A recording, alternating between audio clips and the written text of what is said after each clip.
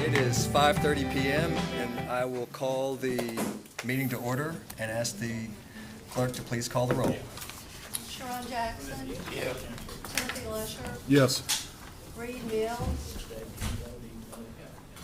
Michael Nichols. Here. Darrell Sanderson. Here. Charles Stewart. Here. Brent Swager. Here. Chairman May. Here, we do have a quorum present. I would also like to welcome our newest member, Michael Nichols. Glad to have you, sir. Thank you. Hope you will enjoy your time. I'm sure you will. I appreciate it. I'm sure I will. Great. Next item would be any approval or corrections, if there are, of minutes. Okay. For approval? Approval. All right, moved by Commissioner Sanderson, seconded by Second. Commissioner Lesher. All those in favor signify by saying aye. Aye. Aye. Any opposed? No. Ayes have it. Next would be approval of payment of bills. You've seen those in front of you. So if there's any, Approval to pay the bills as amended. thank you, Commissioner Jackson. Is there a Second. Second by Commissioner Stewart. Any discussion? Seeing none, all those in favor signify by saying aye. Aye. Ayes have it. Next item would be staff items. First item would be a comprehensive plan update.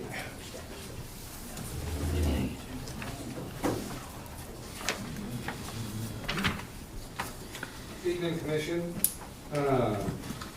The Comp Plan Advisory Committee met last time, a week or two ago. I'm trying to remember the date now. Do you remember when? And we have nearly completed their work on reviewing the proposed draft future land use map. So we have another meeting on the 26th over at the fiscal court at 5:30.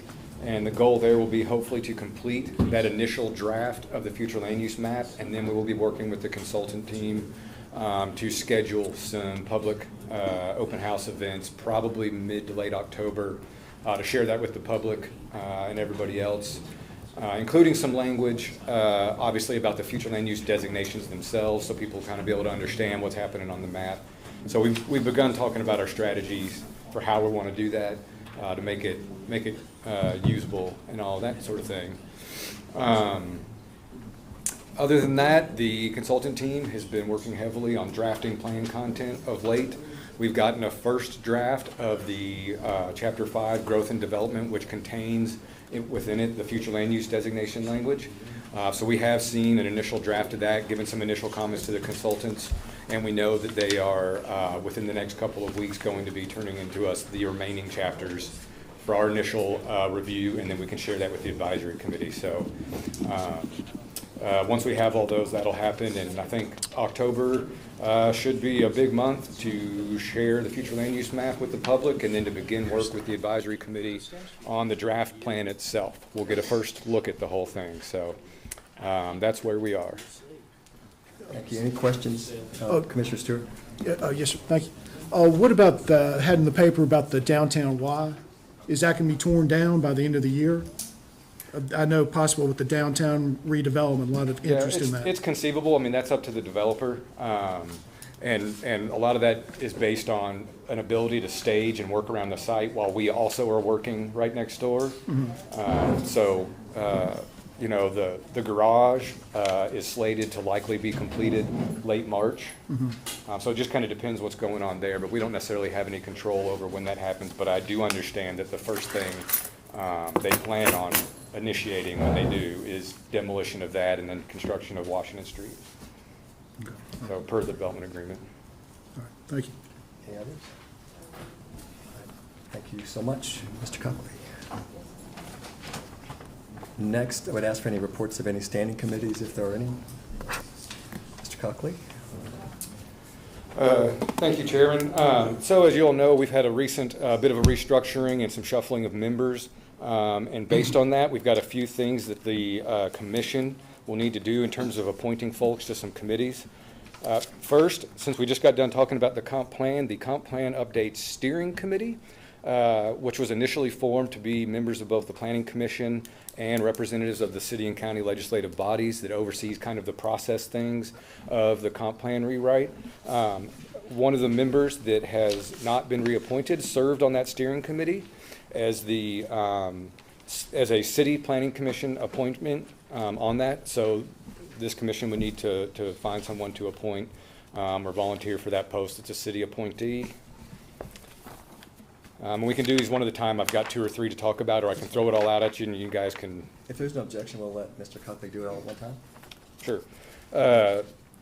We also have had 2 folks that have left the commission that served on the zoning update committee.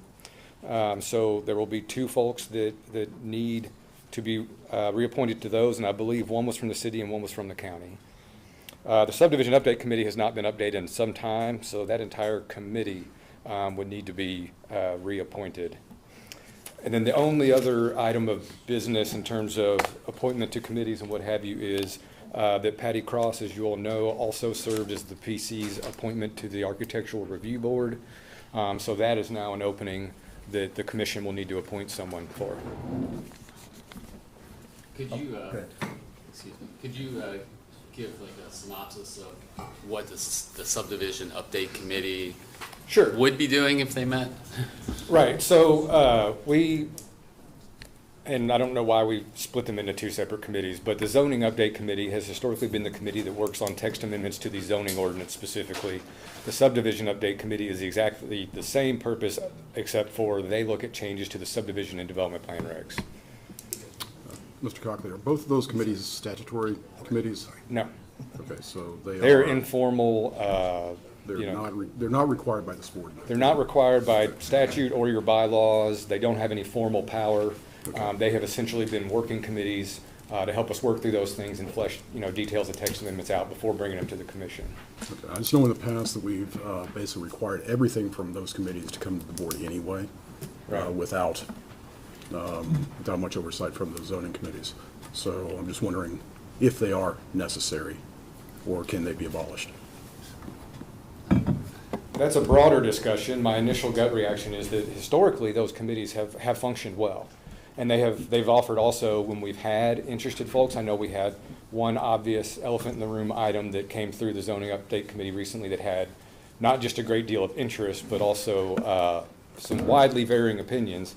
But typically we don't get a lot of interest on text amendments through that. You might get a handful of people that are for whatever reason interested, and it's actually been, in my opinion, a successful tool to enable the public to actively participate with us, because we've always, when we meet, it's not an official meeting like this. We're typically at the table in the back of the room, and if somebody comes in and wants to participate, we'll hand them a copy of the proposed language and pull a chair up and work with us. And most of the time that has worked really well, and I think is a nice, open, transparent procedure. We advertise all our meetings in the state journal so the public is aware that the meeting's happening and they can come observe and or participate.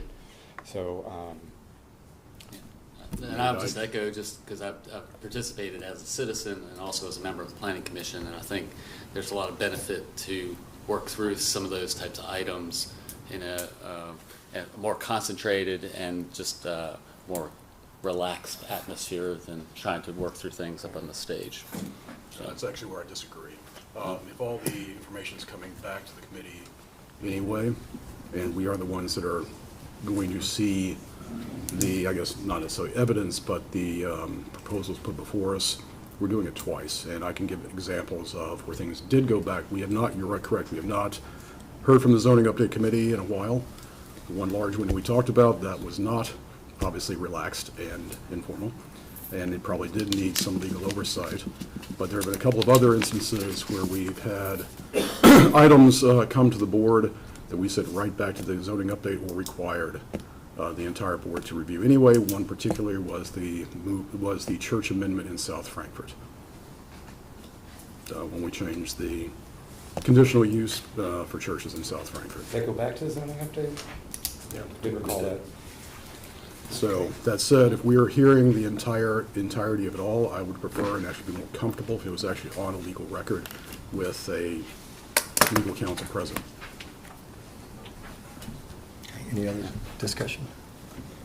If not, one thing I would like to add too, since I was going to do it at the end under other business, but since we've talked about appointments that we'll need to make, we'd also need to fill the vacancy in the secretary-treasurer position. Since Mr. Lee is no longer on the board, he was serving as secretary-treasurer, so we would ask the nominating committee to look at all of these vacancies, in particular, the Secretary Treasurer position, and make a report back to us if there's any objections to that, or no objections. Did you have some, Commissioner Jackson?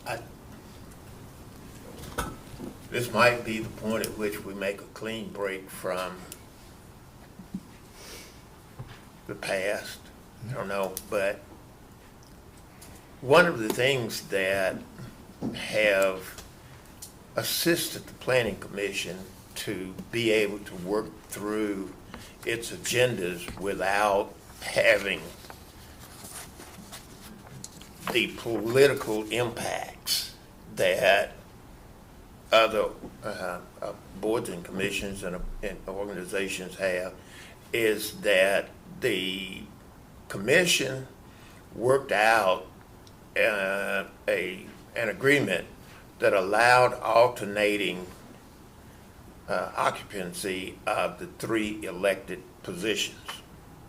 And the way that worked out, so long as an individual was reappointed to the board, you had a chairmanship by the county, you had chairmanship by the city, and where appropriate, the governor's appointee had an opportunity to serve as chairman as well.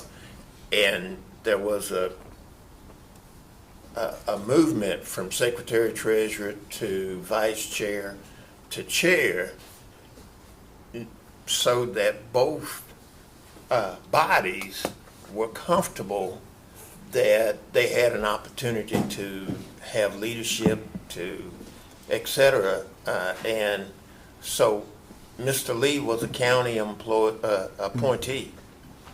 And if we want to continue that non-combative strategy, then Mr. Lee should be replaced by a county appointee so that you have some continuity in that succession and you're not dealing with politics as it relates to the operation of this board. But, you know, there always come a time when change is in the air. But I would suggest that we might consider continuing that continuity. Okay. If that's something that the nominating committee can take up? Yeah. And then with those, with that information, hope they would consider what Mr. Jackson, Commissioner Jackson said. So if there's no objections, we'll refer all those to the nominating committee, and the nominating committee can get back to us at their first opportunity, hopefully before the next meeting. Yeah. But now you'll have to, as chair, you'll have to appoint a new nominating committee because we won't use the remember, old one. Mr. Lee was part of the nominating committee. Ms. Cross was too. That's right. Okay, That so did we'll, this. So you would have to appoint we had Mr. Sanderson on the committee, and then who were the others? Ms. Cross and Ms. Cross and Mr. Lee. Those are Mr. 3 Lee. people? Oh, okay. Do we need to do that in an open meeting, or can we just make those appointments that's a prerogative of the chair. outside the meeting? Could, Yeah. You may make your decision outside, but I think it needs to be announced. that's what I was going to say. I think we'd have to do, I don't know who, well, we've got you, would you be chair again? And then we can appoint, if you want to be on it, okay. That'd be fine. Then you can be the city representative, Mr. Swigger, and county, there's Mr. Stewart, you're the only county person here. I don't want to put you on the spot. If not, That's fine. we could get somebody else if you don't want it. That's fine. Okay, Mr. Stewart, so Mr. Sanderson is chair, Mr. Swigger, and Mr. Stewart, if there's no objections. Okay. Hang tight after the meeting. Okay. Oh, that would be great if you do it tonight. All right, thank you. Were there any other questions for staff on this standing committees or special committee report? If not, thank you, Mr. Cobb. Mr. Chair, Jackson. well, Go ahead. not on that. As a follow-up to the actions by fiscal court and the action of the city commission, the planning commission has in place a set of bylaws. And you as chair, I'm suggesting should establish a bylaws update committee in order to update the current bylaws to reflect what's in KRS 100 minimally that we should do, and the information contained in the two ordinances adopted by fiscal court and by the city commission. I am suggesting to you that you establish a committee of 5 people, 2 county appointees, 2 city appointees, reserving the chairmanship of that committee for you as chair. Okay. To review and update our bylaws, and that whatever you all are recommending be brought back to this body for review and action. I think I'm that's a not good idea. I'm not That's a good suggesting idea. a date Yeah. or anything like that, just Mr. that you Jackson, do it.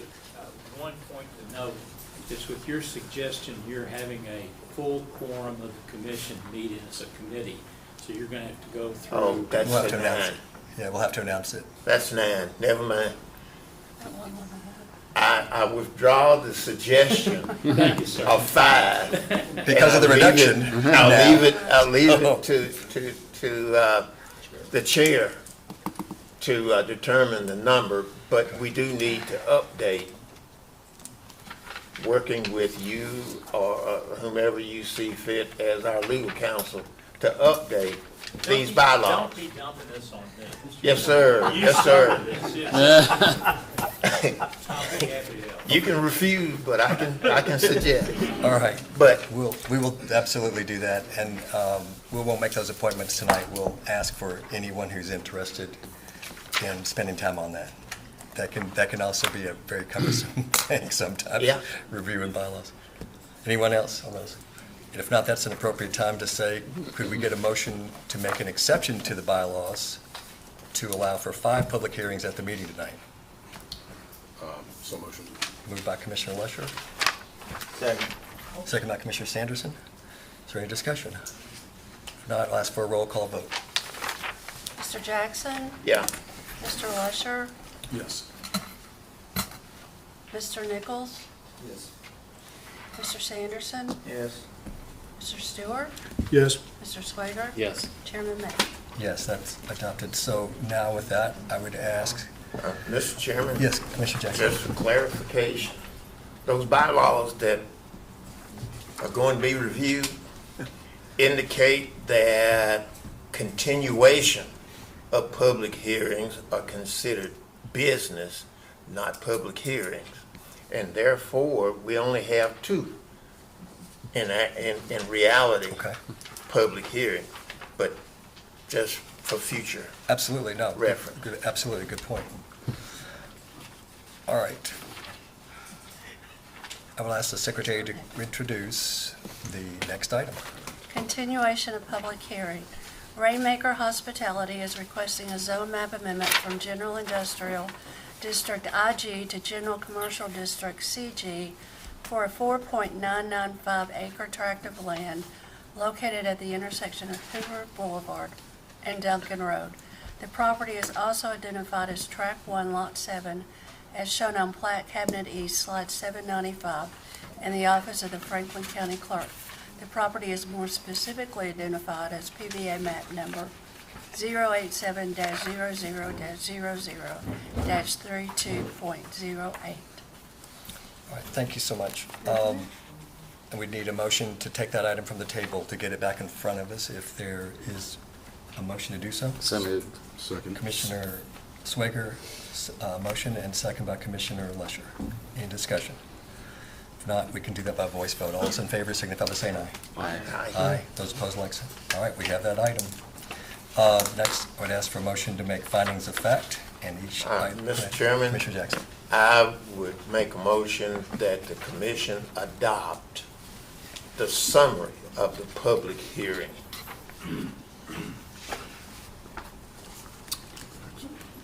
All right, that's a motion. Is there a second? Second. Second by Commissioner Lesher. Any discussion?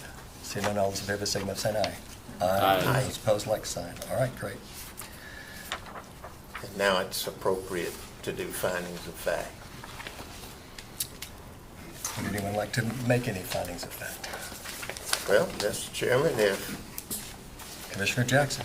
it's appropriate, It is I appropriate. would move that the commission adopt as findings of fact those 4 items listed on page 15 of the staff report. Item 1, comprehensive plan, future land use plan designates the property for employment center. 2, the subject property is within the 3,500-foot radius of regional retail area. Number 3, the general commercial CZ zone district is an appropriate zone district for the regional retail land use designation. And 4, the proposed zone map amendment is an agreement with the comprehensive plan.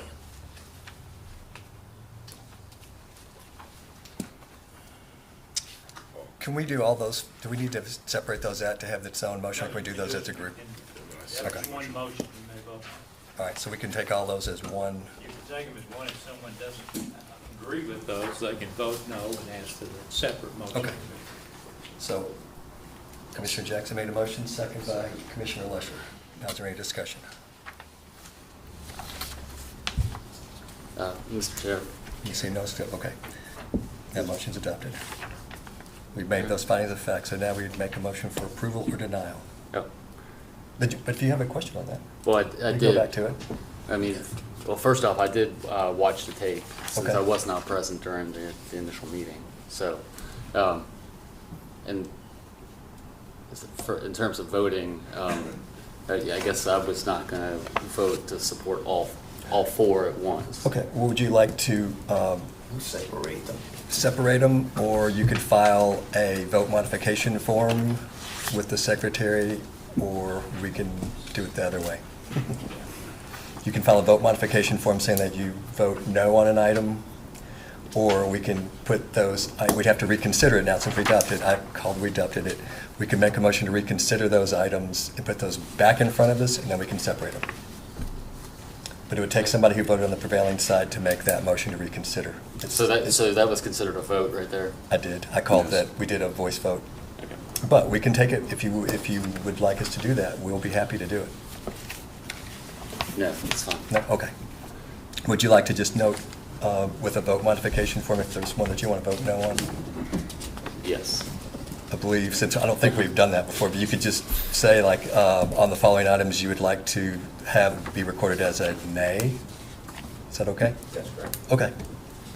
If you want to do that, you can do it within 24 hours or before the end of the day. Yes, sir. Okay, thank you. All right. That's a new procedure. I don't think interesting. we've done that before, but that's a way to do it. Okay. It's like we could usually back out of anything if everybody's willing to do it.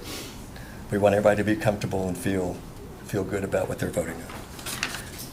All right, now we make a motion for approval or denial of the zoning request. Okay. I'd like to make a motion to approve the request for the zone map amendment from General Industrial District IG to General Commercial District CG for the 4.995 acre tract of land located at the intersection of Hoover Boulevard and Duncan Road. Motion by Commissioner Lesher. Second. Second by Commissioner Sanderson. All right, now open for discussion. Any discussion on that item? So one of the important issues that was in the, the original packet was about the sewer capacity. So I just want to throw that out there for discussion. The staff report said that it was at capacity in that area, and so I'm not sure how we can approve something where the sewer is not going to be available for that property, unless I'm missing something. But Well, in terms of the sewer capacity, if I recall the conversation properly, that the zoning of the property doesn't impact the capacity, except that the sewer department can expand the capacity that's available during the development phase to be able to accommodate, quote unquote, the hotel that they're proposing, and they don't get a development plan approved until that capacity is available. So while it indirectly impacts, meaning that it points up that there is a deficit out there, that simply puts us on notice that the sewer department either has to expand it, or there's no development plan approval to start the project once it's the zoning is approved. So as we tell our audience or the public, when the zone change is being dealt with in a public hearing, the actual capacity issue is dealt with at the development plan phase, as opposed to the public hearing of the zone change phase. And you raise a very good point. But it's a conversation that typically takes place when the development plan is brought back to the planning commission, and the planning commission says yay or nay on whether or not that development can actually move forward. And if the sewer capacity isn't there, then this commission should be voting nay on having that project move forward. But some other things might be able to be developed in that same area based on the zoning. Right. So one of my concerns is that, you know, here we have an industrial park, an industrial zoned piece of property. We've heard time and time again that we're short on having industrial property within Frankfort, and this is a small lot, but we need small and large lots for industrial. You know, we have stuff that's built on 2 acres and 5 acres throughout the different industrial parks that we have. So that's just, you know, that's the concern, is that if we're changing the zoning, giving up something that's zoned industrial when we need industrial, and the sewer capacity is not there to build anything with it, you know, with what's being discussed in this proposal. So, Mr. Chair, Yes, in Commissioner. the Sims. public hearing we had, it was stated that the sewer, or Mr. Judah stated that no permit would be issued until the sewer board signed off. right. So it's not a new issue. There's no building permit can be issued I understand that. until the sewer board agrees that the sewer update will be done. I understand. And also, Mr. Commissioner, I'd like to follow up with that, Mr. Judah. Believe, not to put words in your mouth, Ben, but you did address the industrial versus the commercial aspect of it, and since it's only 5 acres, we've not had much interest in an industrial applicant. Is that correct? I don't think we can. No, so I did. Yeah, sorry, So, you yes. can't ask the question. I'm not going to ask the sorry. question, I'm going to make a statement then. Yeah. Yes, No, I Mr. recall Judah did address that in the public hearing, that Yes, I recall the that. property has been sitting vacant, and this is an appropriate use for that property. Well, I asked the question, and Ben responded to me, and according to our legal counsel, that's all I can say. All right. This is discussion, not that. Yeah, I said, Yeah. all right, any other Wait. discussion, Jimmy? Your recollection is accurate. Thank you. If there's no, any more discussion? Good. All right. Ask for a roll call vote, please. Mr. Jackson? Yes. Mr. Lusher? Yes. Mr. Nichols? I have not had an opportunity to review the tape, and I'm going to abstain. Okay. Mr. Sanderson? Yes. Mr. Stewart? Yes. Mr. Swager? Yes. Chairman May? Yes. Just want a clarification. If someone, do we If the- allow for that? First of all, that should, and rather than abstaining, because an abstention goes with the majority, I would say that you I'd not would, you vote. refuse to vote. In that case, I amend my statement to not voting. So, yeah. That's fine. I can't argue would ask for the secretary to introduce the next item, please.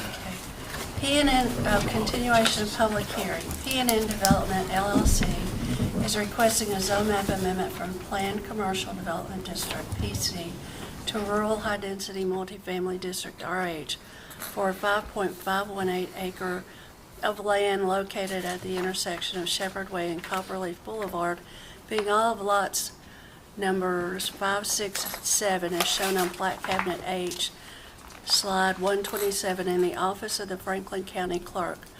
The property is more specifically identified as PVA map numbers 086-00-00-028.13 and 086-00-00-028.00 and 086-00-00-028.11.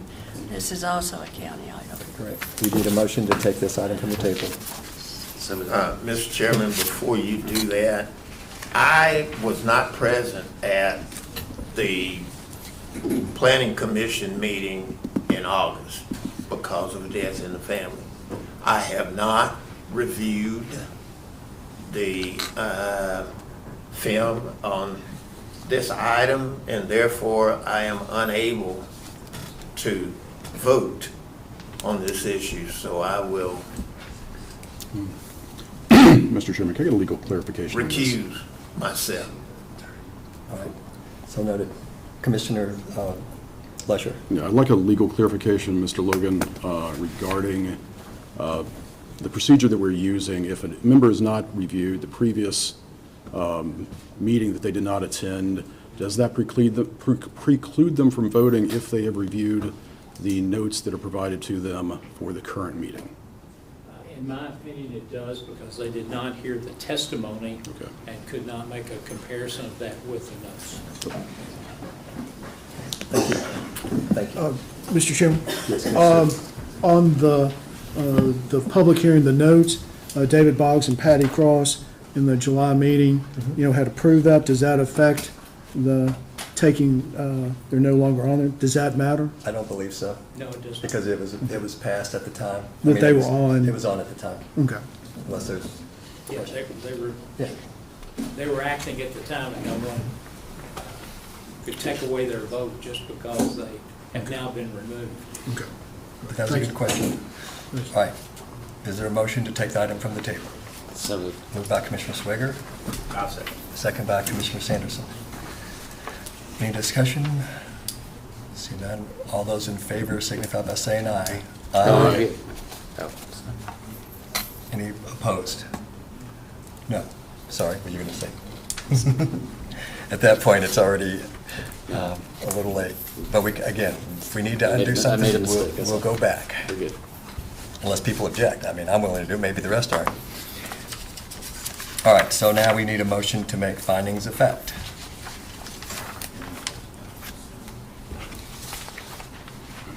Is there a motion to make findings of fact? Yeah. I'll make the motion that we open the floor for finding the facts.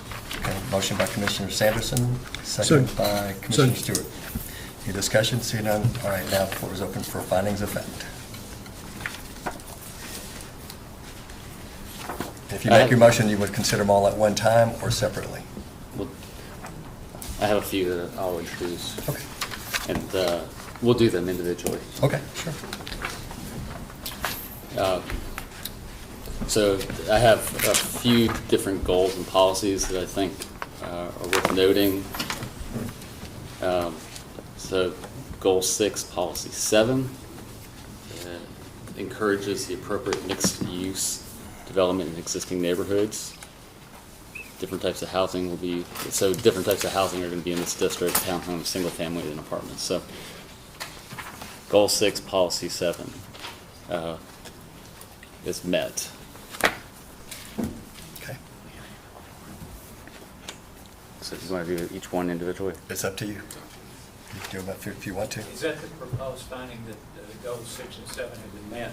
Yes. Okay. We don't have a quorum to hear this. We have 5. No, we don't. 6, we had 6. You have 6.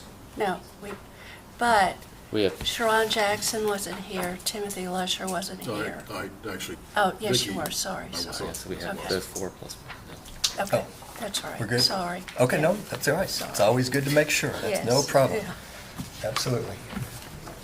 Okay, I'll run through these, and if somebody has a problem with them, we'll do them individually.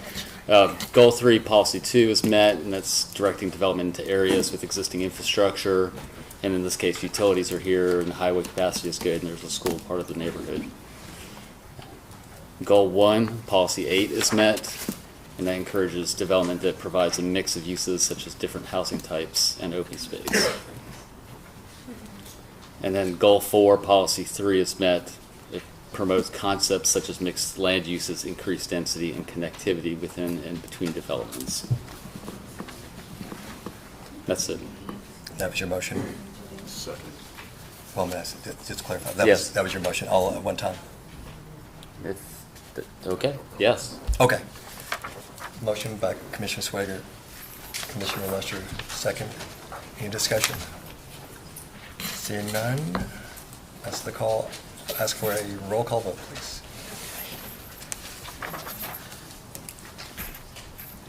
Mr. Lusher, Yes.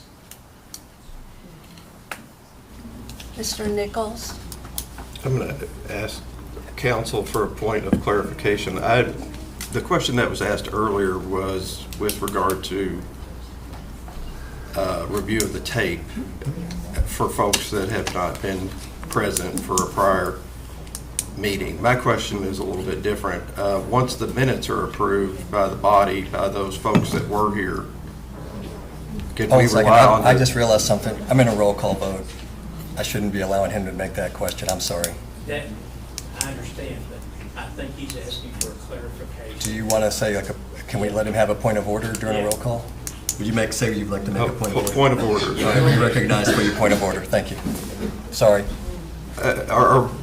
Is it your opinion, once the minutes are adopted from a prior meeting, that the minutes themselves are insufficient in order to serve as the basis for? Yes, sir, it is, and I will Okay. tell you why. Our minutes are done only partially of what testimony Sure. took place. And I believe that to make a fair and accurate decision, someone should have listened to all the testimony. I understand that. And be able to pick what they choose to believe and not believe. Okay. All right, sir. And with that, I'm going to not vote on this item. We still, that gives us a quorum, that's fine. That was. Thank you, sir. Mr. Sanderson, Yes. Mr. Stewart, Yes. Mr. Swager, Yes. Chairman May. Yes. Motion passes. All right, thank you. And I'm sorry. I just needed to do that. Oh, that's fine. Just to try to keep it on. I understand. I was looking at the next thing and realized, wait, we're in a roll call vote, sorry. But thank you for our counsel. And I'd like to make a motion for one more finding of fact, Absolutely. and that the zone map amendment request is in agreement with the comprehensive plan. Motion by Commissioner Swager, Second. second by Commissioner Stewart. Any discussion? Seeing none, ask the clerk to call the roll. Mr. Lusher, Yes. Mr. Sanderson, Mr. Stewart, Yes. Mr. Swager. Yes. Chairman May. Yes. Motion passes. Any other findings of fact anyone wants to make? If not, we'll entertain a motion for approval or denial of the rezoning request. Mr. Chair, Commissioner Swager. I'll make a motion to approve the request for the change from PC to RH on this property. Motion by Commissioner Swager. Any second? Commissioner? Second. Second by Commissioner Lusher. Any discussion? Seeing none, ask the clerk for a roll call vote, please. Mr. Lusher, Yes. Mr. Sanderson, Yes. Mr. Stewart, Yes. Mr. Swager. Yes. Chairman May. Yes. Motion passes. Thank you. Ask Secretary to call the next, or introduce the next item, please.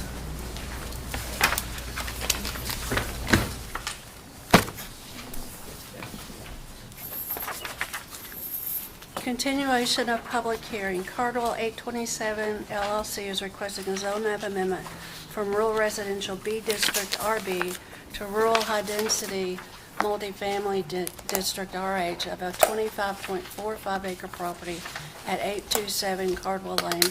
The property is more specifically identified as PBA map number 036-00-00-012.00. This is also a county item. Mr. Chairman, Commissioner, I offer the same explanation for this continuation as the previous one.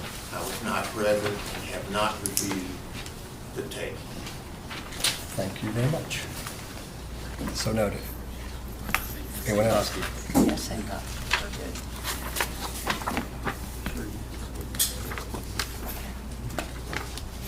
All right.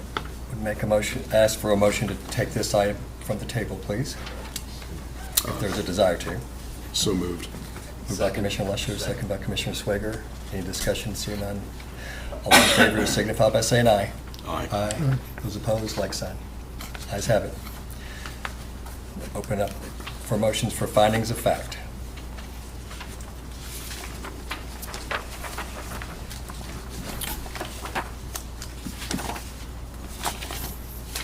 Any motions? If there's not, it's okay, but we'll have to either, well, we don't have to, but approve or deny. If there are no findings of fact, I don't believe we can vote on approval or Actually, denial. I was gonna because ask. Nothing We vacant. can, I can make a motion on the staff findings of fact. I'd like to make a motion to adopt the staff findings of fact for this item.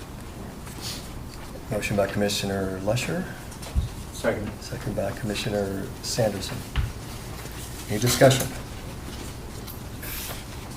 See none.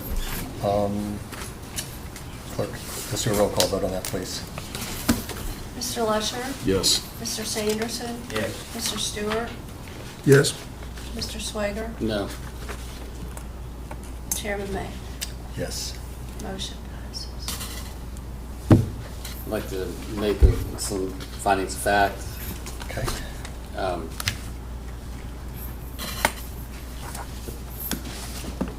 Give me 1 second. Sure.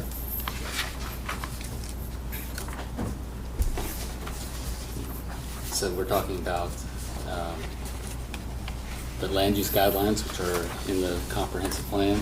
So this proposal really does not meet the land use guideline number 2 for suburban residential neighborhood, which discusses the transition between single family and higher intensity uses. So my finding of fact is it does not meet land use guideline number 2, and let me explain, is that there really is no high intensity uses along this corridor. And so the idea of saying that introducing very intense multifamily on the site, basically covering the whole entire site, it's not really forming this transition between neighborhoods, the farm, and the other uses that are in that area. So.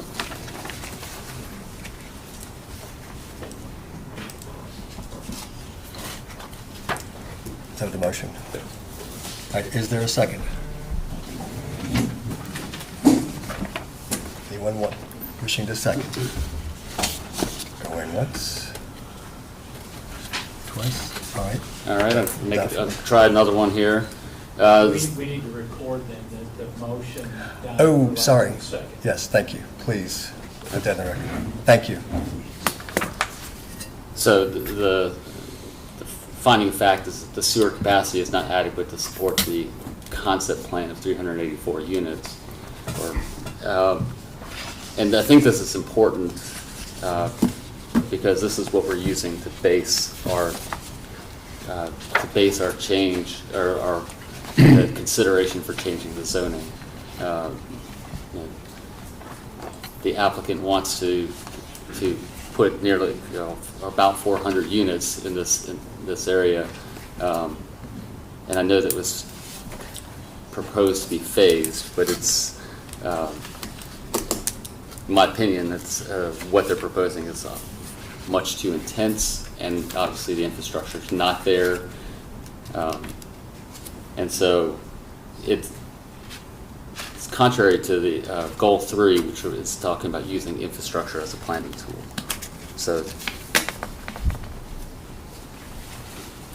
Are you making that in form of a motion? So the motion is that it does not meet goal number 3 within the comp plan. Okay. Motion by Commissioner Swiger. Is there a second?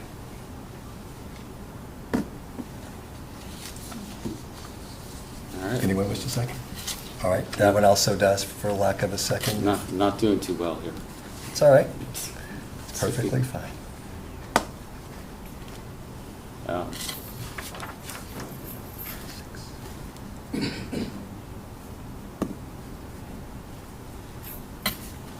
All right.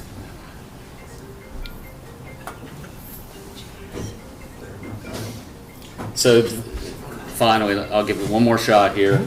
Development guideline number 10, it talks about the scale and character of multifamily housing should take into consideration the character of the surrounding developments.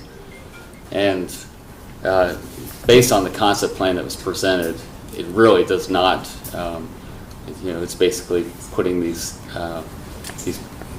fairly tall buildings all the way up very close to the property lines all around. So the proposed development plan really,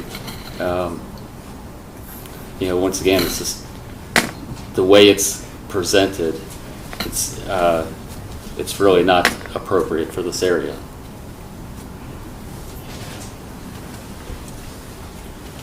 So it does not meet development guideline number 10. Okay, do you want to put that in a motion? That's my motion. Okay. Motion by Commissioner Swiger. This also requires a second. Is anyone wishing to make a second?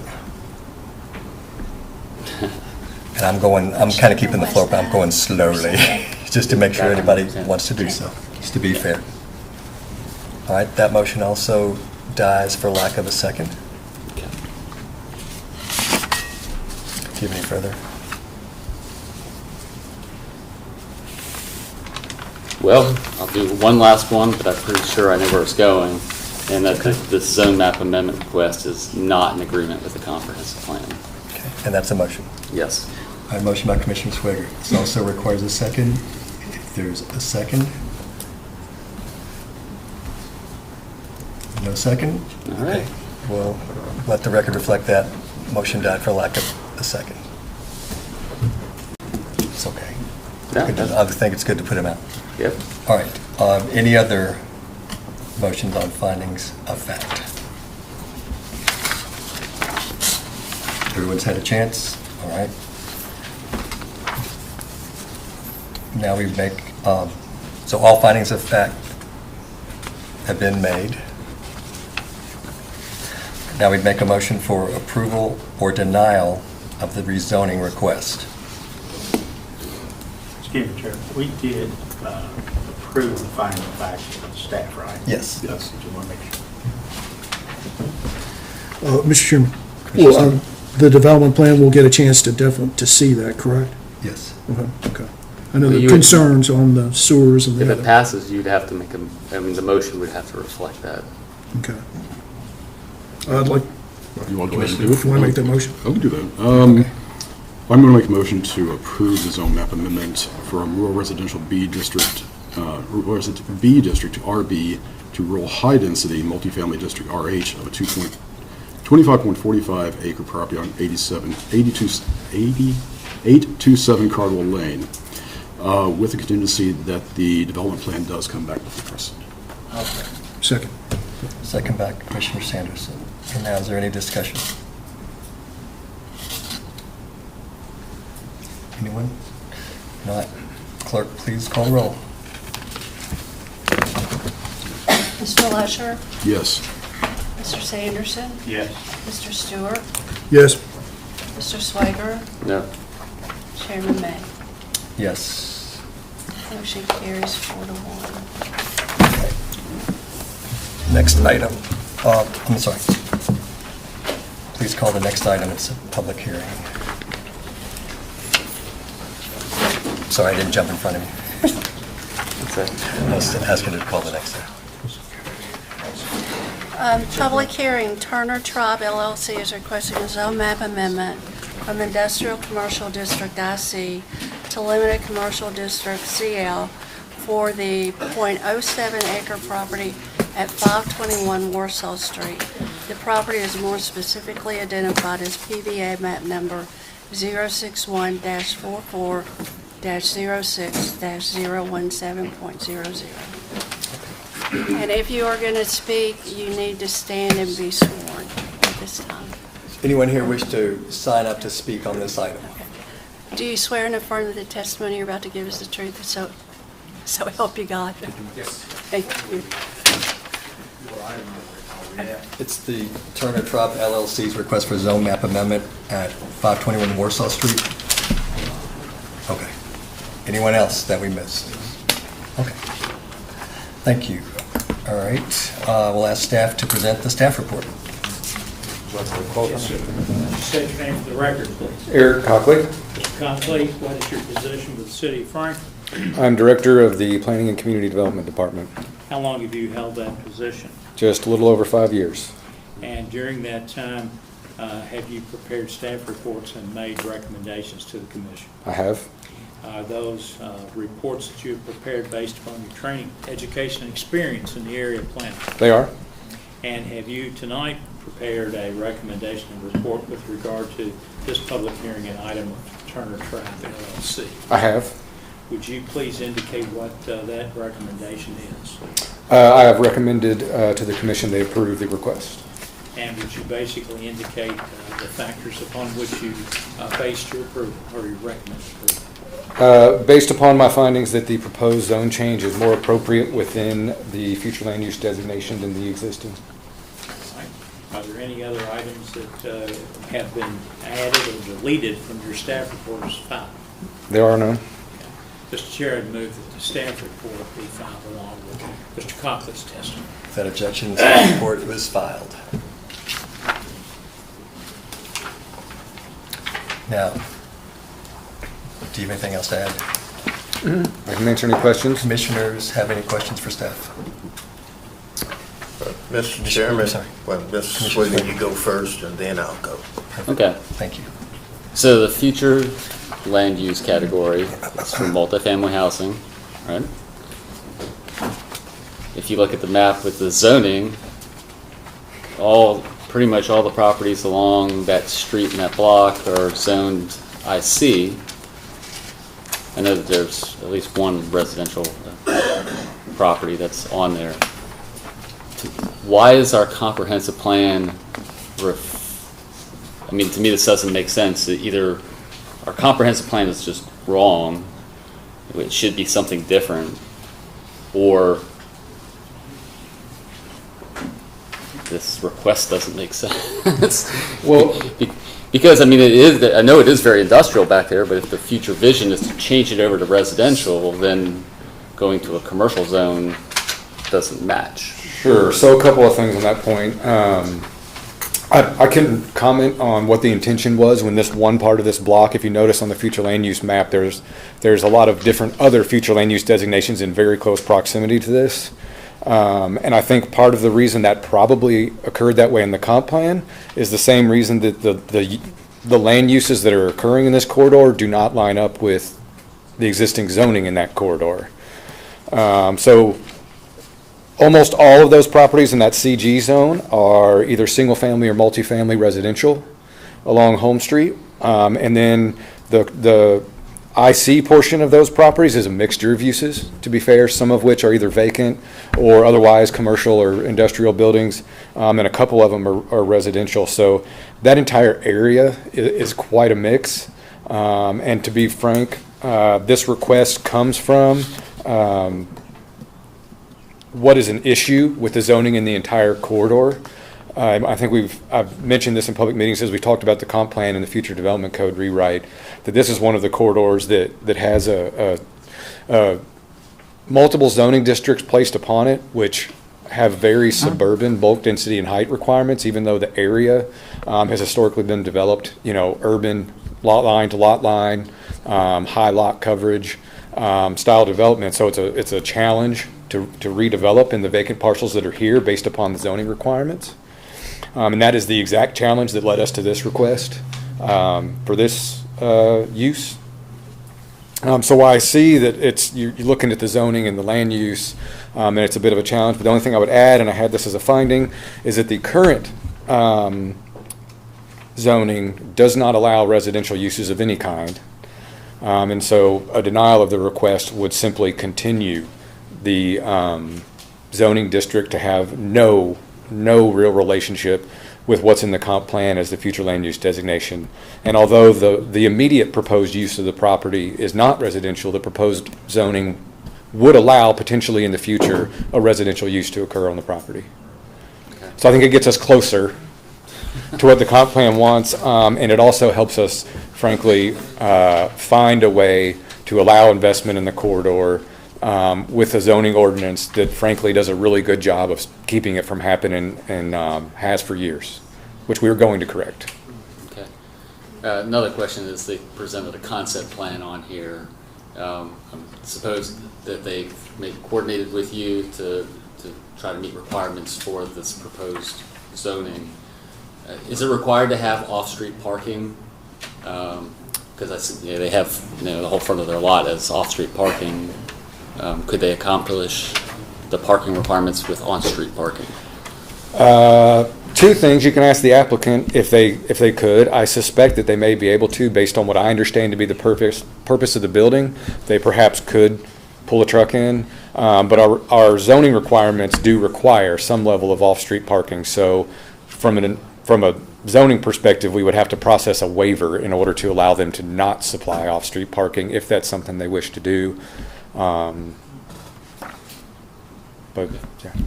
And that would be during a zone change request, or that would be at a future It could time? happen at its own time if it was a request they chose to make. Okay. Commissioner Jackson.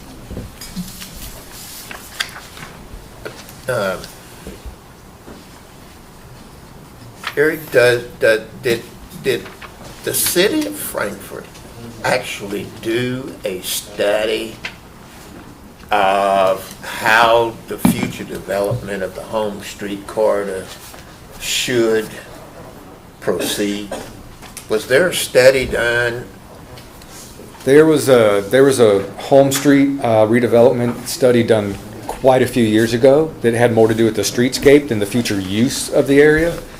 Currently, along with our RAISE grant, Strand and Associates and several other folks on their firms on their consultant team, which thankfully happen to be the same group of consultant team members that is serving on our comp plan rewrite as well. They've prepared some concepts for proposed future use. That has not been accepted or approved as part of the end of that yet, but they've begun thinking about that as they work on those 30% plans as part of the scope of that grant for potential future rebuild of the street infrastructure in that corridor.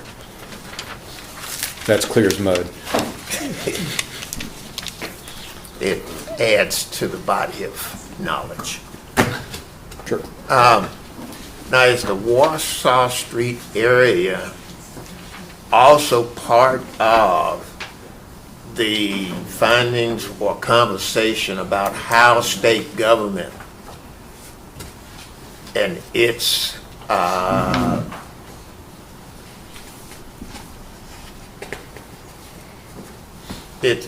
development along the Home Street corridor impacted at all by this request?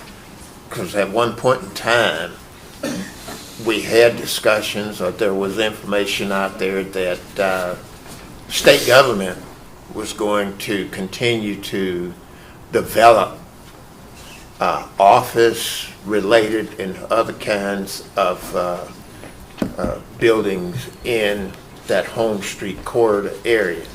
And so my question is, does this Warsaw Street development impact that at all? Or is that state government participation level been set aside? So the consultant team on the RAISE grant has had contact with Finance Cabinet members about all of the property they have along the Home Street corridor, of which there is plenty. Some which is vacant or underutilized parking lots, others which is developed or used. As you can see, adjacent to this property, fleet management uses that property. I wouldn't think that regardless of the zoning of this property, that it would impact, any future state plans, because it's such a small parcel. I can't imagine what they would ever want to do with one of these parcels. The only other comment I would have on your question about any desire by the state to build additional future office buildings, either in this location or anyone else, is we've all seen since pandemic, a lot of the state workers, at least partially, working from home at times. So I'm not sure that I've heard anything recently about a demand for additional office space based on the transition we've all gone through, where some folks aren't, utilizing office space that's existing nearly as intensely as they were 3 years ago.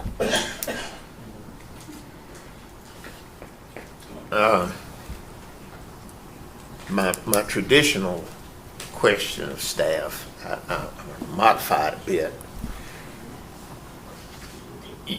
Staff is recommending that the requested zone change take place based on the inappropriateness of the current zoning, right?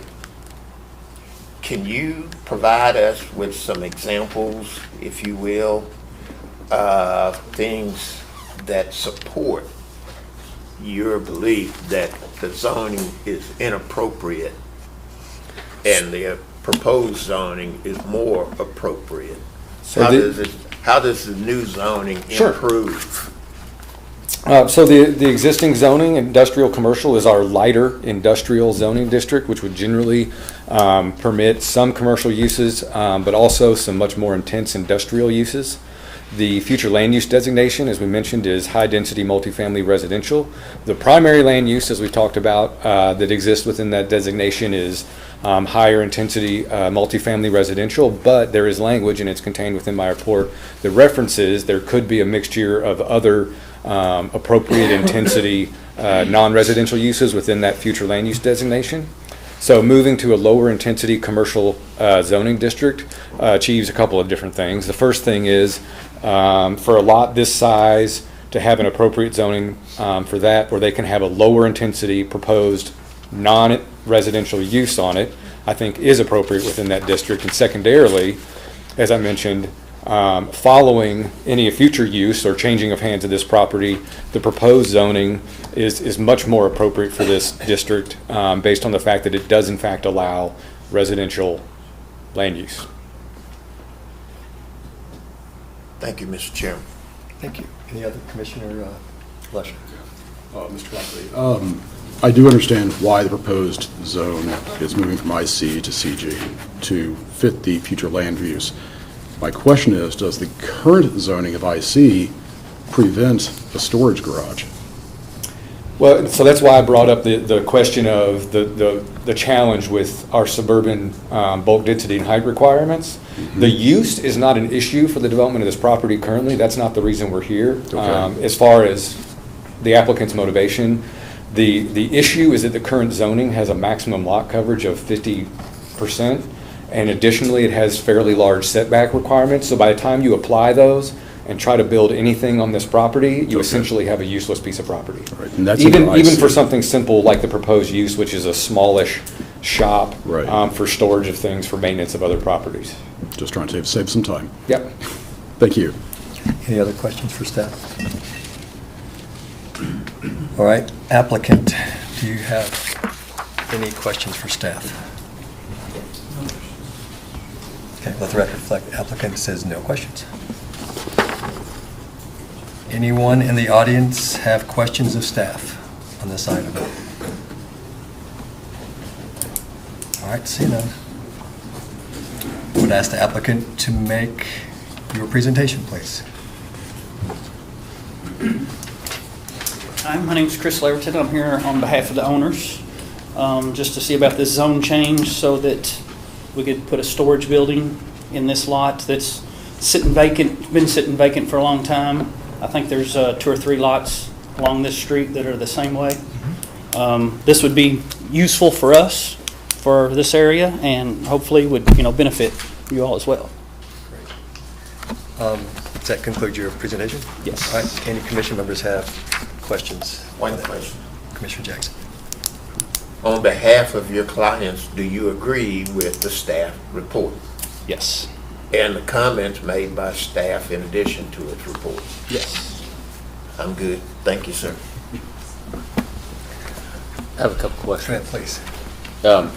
So the proposed concept plan has parking spaces up front. Was this request, is this something that your client wanted, or is this something Yeah, I that think it was a concept so that we could try to figure out, what would work best for us. Nothing in stone yet about what would work. I'm not sure that I think a little parking there would be good for us because we would bring maintenance equipment in and out somewhere to, pull off the street to do so. Probably would be beneficial. And part of this, I'm just looking at this, and I know this is the zone, this is not the development plan review or anything, but you're only 10 feet off the back lot, and, that's people's backyards right on the other side of the property line. So Right. if there was a way to bring the building away from there, just to, Maybe more room in the back with eliminating and maybe having a drive kind of long ways instead of deep for the vehicles. just, I mean, yeah. I think anything would be, potential for us. The main part would just be the storage building itself, so. Gotcha. What kind of room do you think would be necessary to I don't leave? think we can ask. Mr. Well, sorry. Chairman, this is for testimony, not to question. Yes, sorry, I didn't mean to. Yeah, good enough. All right, any other questions? All right, next, anyone in the audience have questions for the applicant? Seeing none? Thank you very much. Anyone in the audience wish to testify on this issue? No, all right.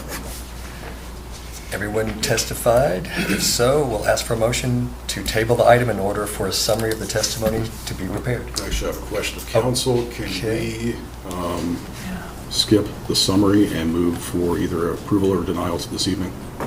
In my humble opinion, no, because we had so much testimony, I think it's going to be difficult to just adopt it. However, since the applicant had no objection and didn't propose, and there was no one in opposition, I think the board could, if they choose to, only adopt the staff report. Okay. That's going to have to be your vote. I'm not calling that one, Mr. Lusher. Then I would like to make a motion to move the findings of fact. Please. That's a motion. Yes. Sorry, second. Second. Don't So we second. need to close the Oh, public we hearing? need to move to close public hearing. Public hearing, But before you do that, you need to close the public hearing and adopt the staff report as a summary of the public hearing. And that way you've followed the advice of counsel. Mr. Jackson, is that a motion? do you want to make? No, I think you can do it. Do it. I'd like to make the motion to close the public hearing and adopt the staff report as summary of this item. Second. I'll second. Who seconded? I'm sorry, who was second? I couldn't tell. Charles. Commissioner Stewart. All right. Any discussion? See none, we'll do a roll call vote on this. Okay. Please. Mr. Jackson? Yes. Mr. Lusher? Yes. Mr. Nichols? Yes. Mr. Sanderson? Yeah. Mr. Stewart? Yes. Mr. Swiger? Yes. Chairman May? Yes. Motion is unanimous. Okay. I'd ask Secretary to introduce the next item, please. No, we still have to vote on this. Oh, we still do, I'm sorry.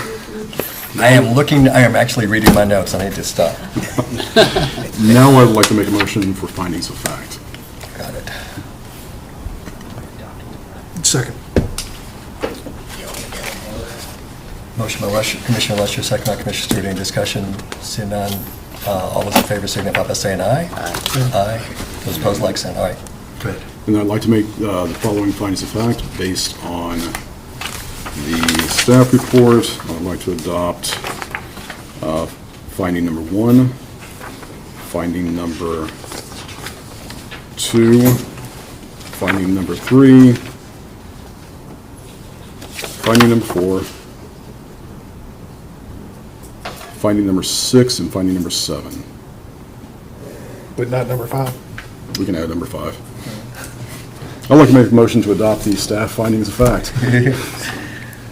Second. Motion by Commissioner Lusher, second by Commissioner Stewart. Any discussion? See none? Clerk, please call the roll. Mr. Jackson? Yes. Mr. Lusher? Yes. Mr. Nichols? Yes. Mr. Sanderson? Yes. Mr. Stewart? Yes. Mr. Swager? Yes. Chairman May? Yes. It's unanimous.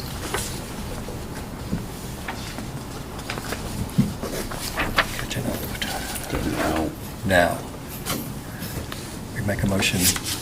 So now I'd like to make a motion to approve the zone map amendment from Industrial Commercial District IC to Limited Commercial District CL for the .07 acre property at 521 Warsaw Street.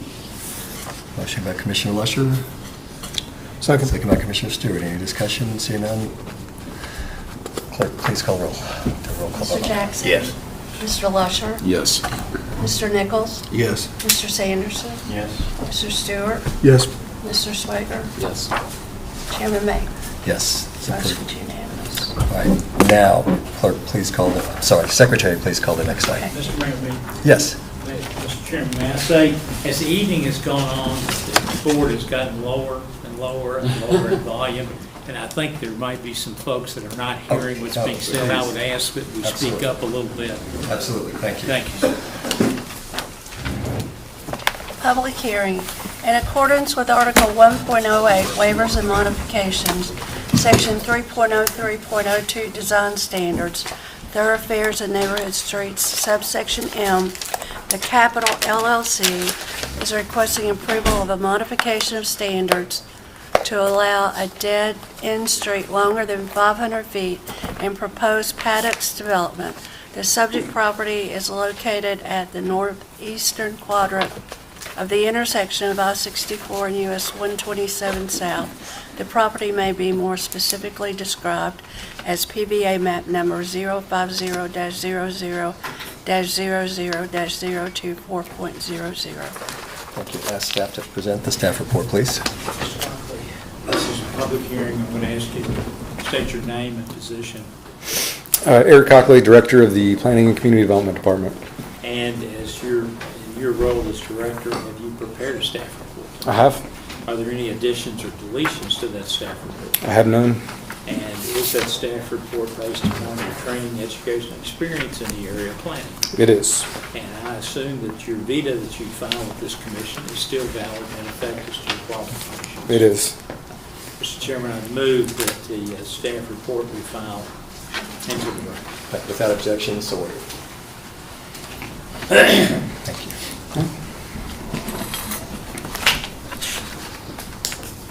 Any members have questions for staff? Well, Mr. Chairman, I'd like the staff to kind of give us a brief explanation as to why staff believes that a waiver might be appropriate or not appropriate. Sure. So the request, as you read from the report, is to have a modification of standards to allow dead-end street longer than 500 feet in length into this development. So a couple factors are at play. There's a unique shape to the property and a unique challenge to connecting it to other properties.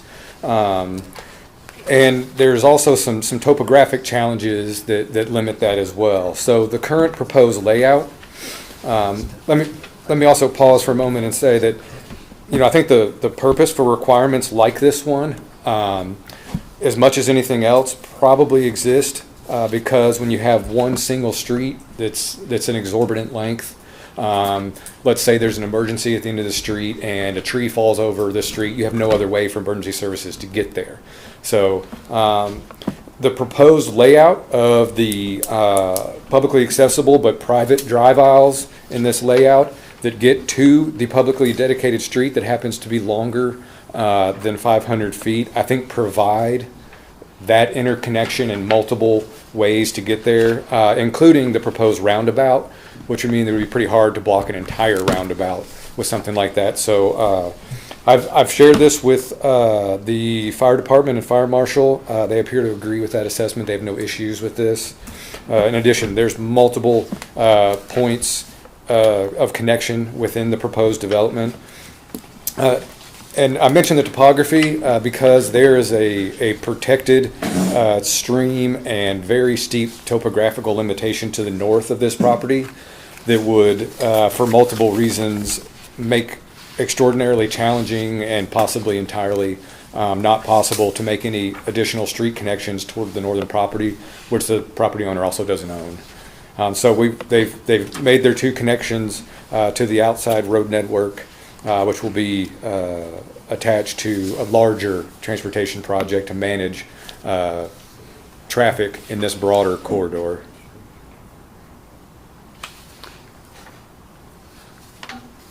I'm sorry, Mr. Chairman, To answer your question, you got more May I? questions? Absolutely, continue. when the planning commission adopted the ordinance that limited the length of a dead-end street to 500 feet, would you, in layman's terms, explain to us what was our purpose? And did we anticipate that there was some great risk if it was 515 or 550 or 600 feet? Well, I mean, I couldn't testify to the motivations of the planning commission at that time. I was not employed by either the city or the county when these subdivision regulations were originally adopted, but I think I've just now spoken to what I believe the motivations for a requirement like this is based on my professional experience. And you do not see there being beyond just an additional length, there being any concern or risk for having a street longer than 500 feet? I do not, particularly with the proposed layout. Thank you. What is Thank you, the, Mr. Chairman. Go ahead. what is the publicly owned street or proposed streets that will be publicly owned? Is it just the one that comes off the south side of the roundabout to the end there, or will there Yes. also be other parts that That- go around on the north side of the? As I understand it, as we get to construction plan review, that is the one where the roundabout is, and then going to the west, to the north, and then the long dead-end street in question are the only publicly dedicated right-of-ways within the development. Okay. Okay. Any other questions? All right, applicant, have any questions for the staff?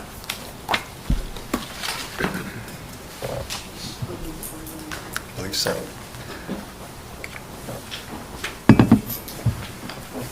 Mr. Chairman, for the record, my name is Jihad Halani, and I'm with Vision Engineering. So we are in agreement with the staff, and if there's any question, we'll be glad to answer. Which Okay, division but you're of to engineering? ask questions, if you have questions for the staff. Vision, The it's called company, Vision. private consultant, Vision Engineering. Okay. Okay. Thank you. So you have no, okay, thank you. Thank you. Anyone in the audience have questions for staff? All right, now I'll ask the applicant to present the case. I'm sorry, your request, shouldn't call it case.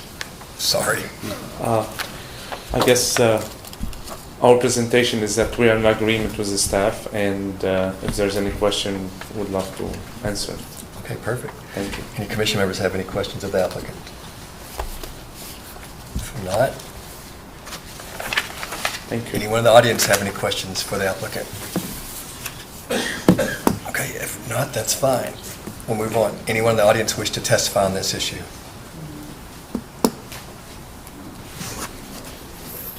No. Okay, close the public hearing. Motion to close public hearing. Motion by Commissioner Lesher. Second by Commissioner Sanderson. Any discussion? Seeing none, all in favor signify by saying aye. Aye. Those opposed, like sign. All right, now, I'll ask for a motion to approve or deny.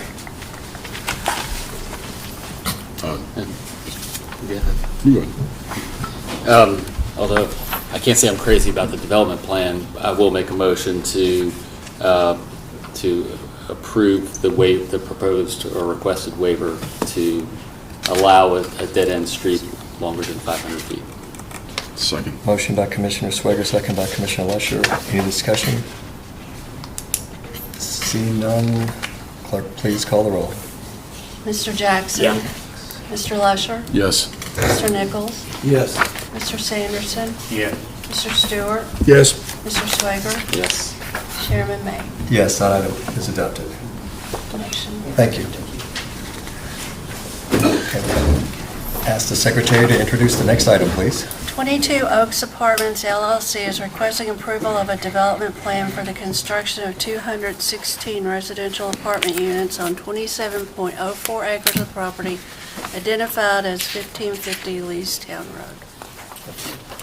Ask staff to present the report, please. So, although we did advertise this as an approval of a development plan, that's actually not what we're going to ask of the commission tonight. The applicant has requested that the plan be brought before this body to provide feedback. At this point in time, the final design and engineering is still in progress. But the applicant has requested that this be brought back for feedback. I know that there have been some members of this body who have requested that they have more opportunity to provide input for development plans. And so here's an opportunity for that. Yesterday, the planning director, Mr. Hewitt, met with some residents of the adjacent Governor's Place to provide them an opportunity to review the plans. I believe some of those folks are in the audience tonight, and they may want to also speak to this item tonight as well.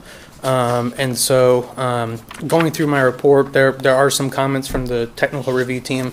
I would just like to specifically note that, like, for example, the county engineer stated that this project will be held to that 25% above standard, but he hadn't been provided with drainage calculations, for example, so he couldn't really further comment. And so the applicant's idea here was more or less, before they went through full engineering and design of this plan, to make sure that they were on the right track, knowing that it would have to ultimately be approved by this body. I'd be happy to take any questions. Actually, I just want to note a couple things in the report that you gave us. There was a comment by Columbia Gas regarding no easements being shown on the development map, and then also some concern about crossing existing lines. Has that been addressed? Not at this time, but that is something we can resolve. I'm pretty sure we can. They have a high pressure gas line that runs through the property along Leestown Road, and their concern is that by installing the entrances for this proposed development might create some conflict for them, but I believe that it's an issue that can be resolved. So their easement is not actually on property, it's on thoroughfare? Along the side of the road? Is that correct? I don't know for certain, but there is a high pressure gas line in the vicinity of where the entrances are proposed. Okay. The other question, because I remember this coming to us, there is a sinkhole in the middle of the property. Now there's a recreation center in the middle of the property. How are we addressing the sinkhole? So although they do show that recreation area there, I don't believe it'll be any structures, and the county engineer is okay with that. He has seen that. Okay. In my discussions with the county engineer, he has requested that when the drainage calcs are provided to him, that they do put forth extra effort to not put any more water than it's already going there naturally. Okay. So that we do have that in mind. Commissioner Swager. I do want to first say appreciate the opportunity to bringing it back to us just to get our input here. I think that's I'll just say I appreciate that. It's not something we see very often. So I do have some thoughts on this in terms of the layout, and I'll just lay them out there, and if the developer and property owner wants to do something with it, then that'd be fine. If not, are these questions for staff? What's that? These are your feedback points or questions for staff? Yeah. Okay. I do kind of a concern that basically for most of where you're driving through to get to these apartment buildings, it's one big parking lot. And parking lots, I mean, it's basically you're driving through all these places where people are backing out spaces. And so I think that it would be a better layout if you actually used public streets and then had parking lots off of the streets. I think I was thinking about this, and I was looking at if you look at Riverford Crossing over by Coles. I think that's kind of a better model in terms of they have parallel parking spots along their streets, and then the parking is behind the apartment buildings. Also, it's this map or the plat that was given to us. It's a little difficult to see some of the details. So I do have a larger version if you'd like me to. Okay, yeah, I don't want to look at it right now, but sidewalks. It looks like there may be some sidewalks on here. I definitely want to see sidewalks getting all the way down to 421 where the trail is. And it looks like there probably could be some other more logical crossings to get over to where the pool and the center area is. But once again, it's hard to tell on that. So you're asking if they would consider these? Yes. Okay. I just wanted to put that in, keep it on Sure. task Yep. form of a question before we get called.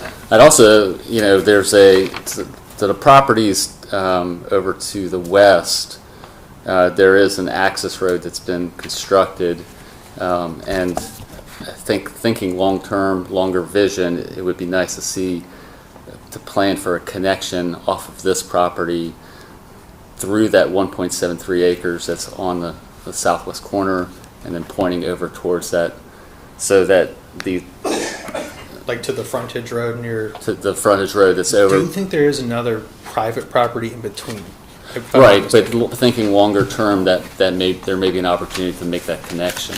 So having a stub that comes off the entrance and then pointing over that direction, so that can be connected at some point in the future.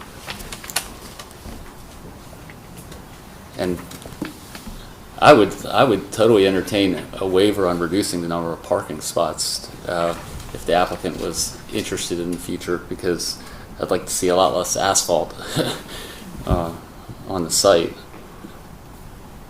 if they can make that part of their model. So those are my main points. Questions? Any Commissioner Stewart? There are two concerns that were brought up. One was members of Governor's Place. They had a concern about the screening. I think they complained that the townhouses they're going to be built on the other side, the developer said they were going to keep the screening, but they took a lot of that down. So will the developers be able to keep that screening for people at Governor's Place? I think it would be ideal for them to maintain the tree line there. Okay. I know that was a concern that they had. And then the other one was possible flooding into the Branch Creek, especially I know people in Two Creeks. Will that be addressed? I know that concern. Yes, for the many county people. engineer is going to review this to make sure it meets that 25% oversized detention pond, so it's released at that rate that's above our standards. So you think that will help that concern? I think it should mitigate it. Okay. All right. Thank you. Any other staff? Commissioner first? Well, one inquiry, the recreation center that's right off of the sinkhole, is that a building or is that just I think clear? it's more like open space, but the applicant does have a representative here that might be able to explain their vision for that use. But I believe it's just like an open space area for recreation. So the square is just saying this open space is recreation? Correct. Yeah, and I Okay. don't believe any buildings are proposed in that location. In fact, our regulations would require that structures be set at least 50 feet from the rim of the sinkhole, so we wouldn't permit anything structurally there anyway. Okay. Does that conclude? All right, next we'll ask the applicant to present their case, please.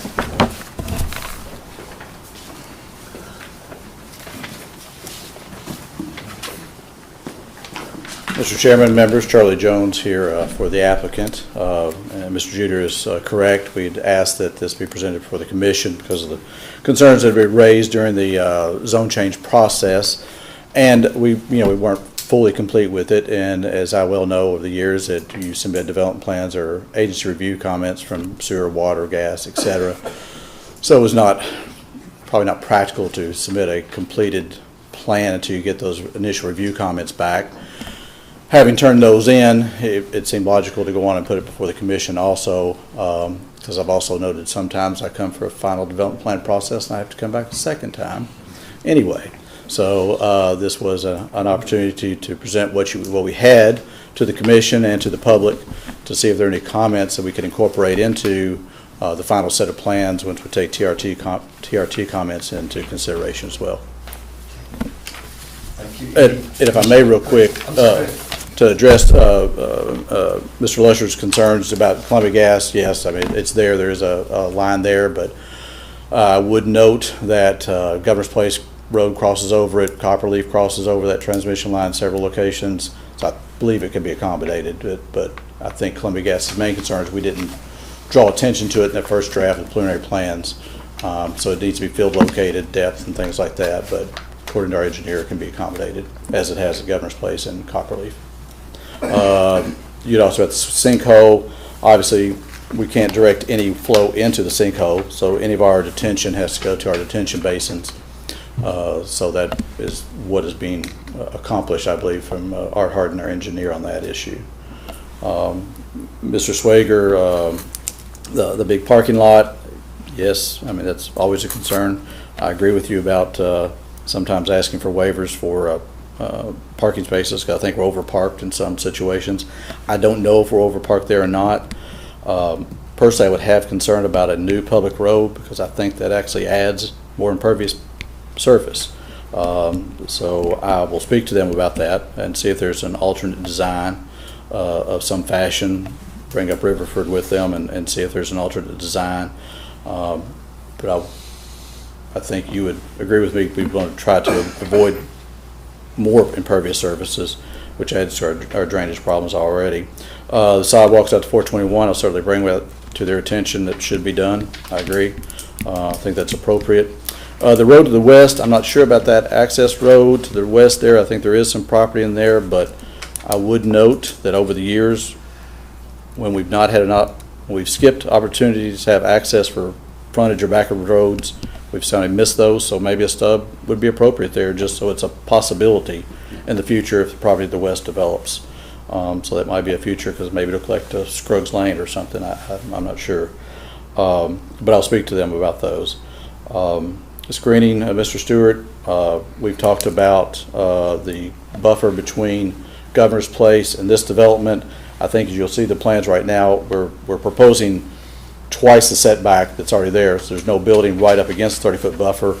And I think they will come in and they will agree not to disturb any of the existing trees or vegetation on the property line or within that 30 feet, unless there were some utility connection that had to be done for some reason, but otherwise there's no reason to bother that existing vegetation there, in our view. Slickaway obviously is a concern, certainly is. When they first retained me to represent them on this, I told them that day one. I contacted County Planning and Zoning's office, and they provided me with a regional drainage study. I provided them. They had that within a week of retaining me. So they know it's a concern. They know they have to meet a minimum of 125%. He's correct. Mr. Harden has not turned in the exact drainage calculations, county engineer, for him to run those analysis to make sure we're meeting it, but that will be done, certainly. And Mr. Jackson, obviously, as Mr. Judah said, we can't build a building within 50 foot of the rim of any sinkhole. I don't believe there's any buildings planned there. I think that square is a theoretical area. I did think, though, that they were planning a shelter out there. I'll just have to make sure it's well back from the detention, from the sinkhole. So I think those are the issues brought up. Obviously, I'm happy to discuss more, and then any of the audience may have as well. Thank you. Any commission members have further questions? Well, one other question, Mr. Chairman, if I might. Absolutely. and it's more of an inquiry than anything. In other developments, we have typically had the developer do some construction and reconstruction on sinkhole sites.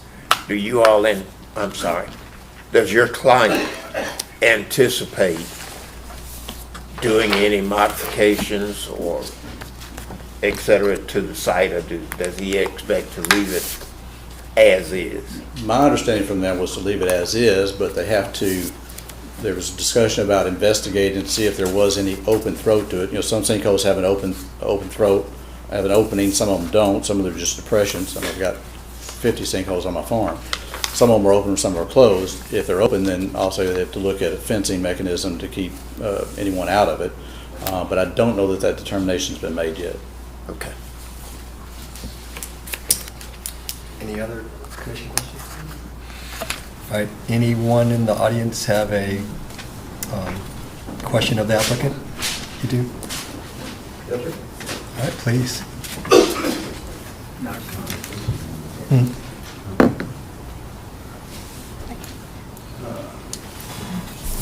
Well, basically what it is Do you mind stating your name just for the Joseph record? Conway.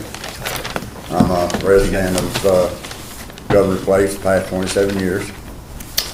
And I've been before this body before over the Copperleaf development and a few other developments. And I hope you remember some of my concerns, what I've had.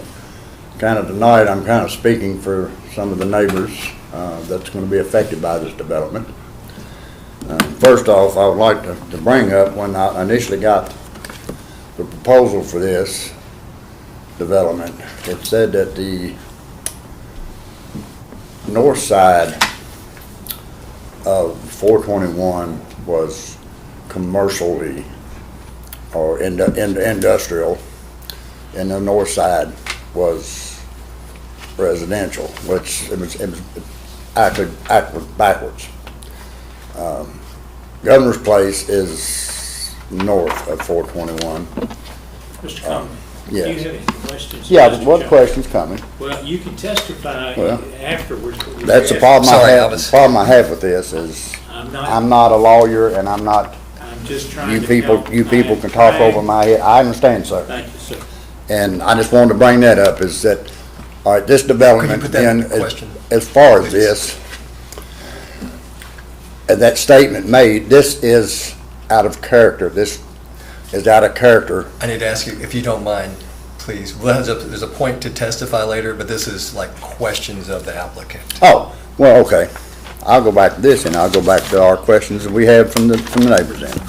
And I'm sorry, I say, So y'all have to. It's hard, I know it's a confusing thing. It's very confusing when I'm not an attorney. I'm not And well versed in this. We have concerns as a neighborhood over drainage. But these, are you going to ask him questions? Because this would be something you would Yes, do in all your right. testimony when you come back up. During construction, if this is approved, we request that no work begin prior. I don't think this is in, Okay. let me just Help me. you out. Help, Chairman. This would be something, if you can ask him questions now, and then you would also be able to come back up and make statements just openly. So I think what you're doing now would be probably what you would do when when the audience would have a chance to speak. Yes. Commissioner May. Can I help Okay. Mr. Conway out? Absolutely. I believe you're going to ask when would construction begin and end during the days. Is that correct? Yes. Okay. Okay. As far as, That would be the question I That'd be would the ask. right, the question is, can we start work before 7 a.m. and finish by 7 or no earlier than 7:30 a.m. during the work days? You did discuss, Mr. Jones discussed the buffer. Could, by talking about the buffer with existing trees and not taking the existing trees down, can we have evergreens put in place behind the existing trees due to the fact during the fall when the leaves are off the trees, then our neighbors and the people backing up to this development will be looking at the backside of these apartments, Okay, Mr. Jones. which is not gonna be, it's not aesthetically pleasing to me. Okay. He'll Then answer we, that. we discussed the detention basins. They're gonna be detention basins, not detention ponds, is that correct? Yes, it's my understanding, they're detention basins. And they're that- gonna be- They don't hold water, they're supposed to release it. Right, as requested by the county engineer. And, Yes. can we have that in writing from the developer? I know, Mr. Hewitt told us that they can do that now and put a lien against the property if they're not kept clean, mowed. Lexington's had a lot of problem with their retention basins over the years doing that. He said there's something about requesting an affidavit stating that in the agreement. If it is approved, that the retention basins would be used as retention basin and kept up. Then as far as everyone knows about the karst geology around here and the sinkhole in the middle of this property. Can we not have a dye test to see where this sinkhole drains into? We know that's where most springs come from, are these karst conditions, sinkholes. We would prefer, as a neighborhood, the buildings be no more than 2-story high. I think it's a little dense, too dense for this property, as Mr. Swiver said. Can you just ask him, please? Can we You're going, okay. ask the developer, Mr. Jones? Thank you. Like I say, you just have to kind of It's all right, we'll help. work around me. We'll get you there. And that was, We'll get you there. we want, don't know about the trees and the buffer.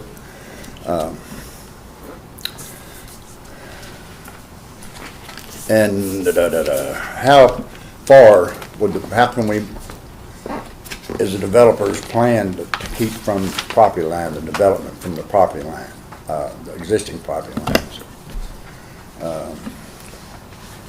I don't know, 100 foot, 150 foot, or, now the one question I had above these from my neighbors,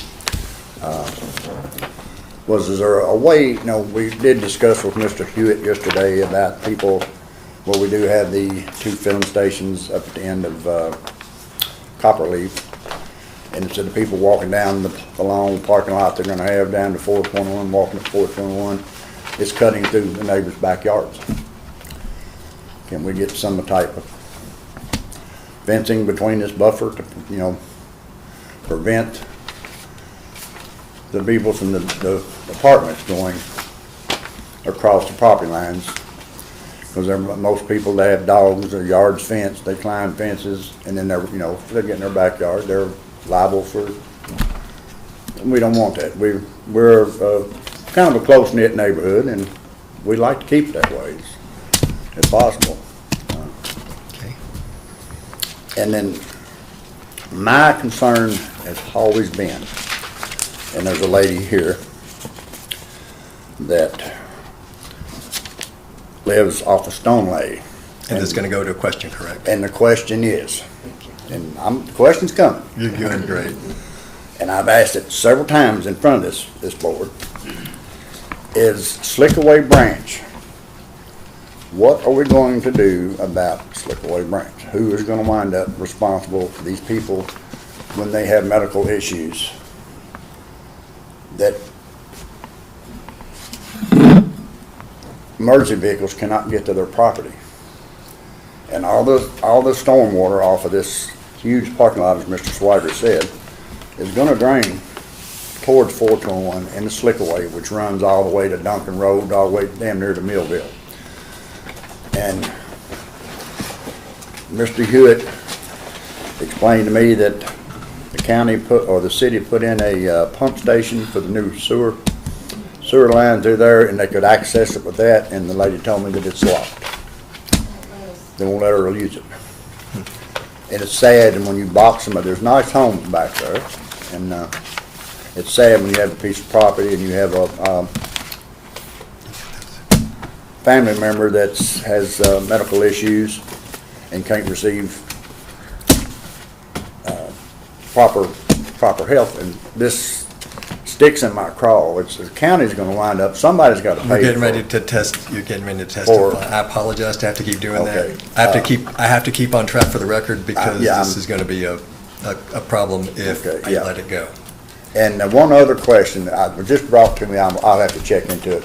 Have they checked with the fire department about access to these buildings if they're built as they're proposed? If county or city or county both? Is there any concerns with them being able to access the back of the apartments, not from the parking lot, but from the back of the apartments? On that, the only comment we have in the fire department is they are okay right now with the plans as submitted. Yeah. That's what I believe it says in the staff report. There's an email from the fire chief that says he's okay with the plans as submitted. Do you have any other questions? He'll answer your questions, and then, if nobody else has questions for the applicant, we'll give you a chance to come back, and you can say all the things that you wanted to say. I can't It doesn't have to be in a question. I mean, I can sit there and ramble on all night, but you go and shoot me down anyway, so. No, we'll let you come back. Okay, but can we get it in writing? I mean, some of our concerns, that they will follow this, what we've requested. So let me try to address Thank you, Mr. Mr. Conway's comments.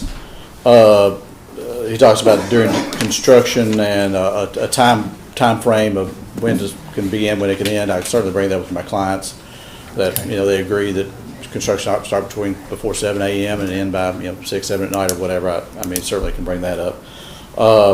Buffer the existing trees, obviously we've already testified about that we intend to keep them. He's asked for additional evergreens, so additional planting. I'll certainly bring up my clients and see if they can agree to additional landscape, but not additional buffer, but adding trees within the existing buffer to enhance or improve or over what's already there. Yes, it's understand there to be detention basins. Obviously, as you can appreciate, it would not do my client any good to have water in them. That becomes a liability issue, and so they certainly are going to agree to that it not become a pond. They would function as a detention basin. They would certainly, as I'm sure Mr. Hewitt told him when he met with them, we'd be in violation of certain county ordinances for failure to maintain, failure to mow, failure to keep them operational. These detention basins are going to be on our site. I know several subdivisions where detention basins are built, and then we don't know if they're the county's responsibility or the subdivision's responsibility. These are going to be on our property, so they're going to be our responsibility to maintain, and that'll be part, as I'm sure, about development approval. Karst topography, the sinkhole. Personally, I'll ask about a dye test. I don't believe it's necessary. We know where that sinkhole's going. It's going to Slickway, and it's our job to show that we're not putting any more water into it. It's to make sure our drainage goes away from it. So I'm not sure that a dye test, we know it's going to sell, we know where the water's going. We just got to keep our water out of it. But I will bring that up with my clients. He talked about limiting to 2-story and the density.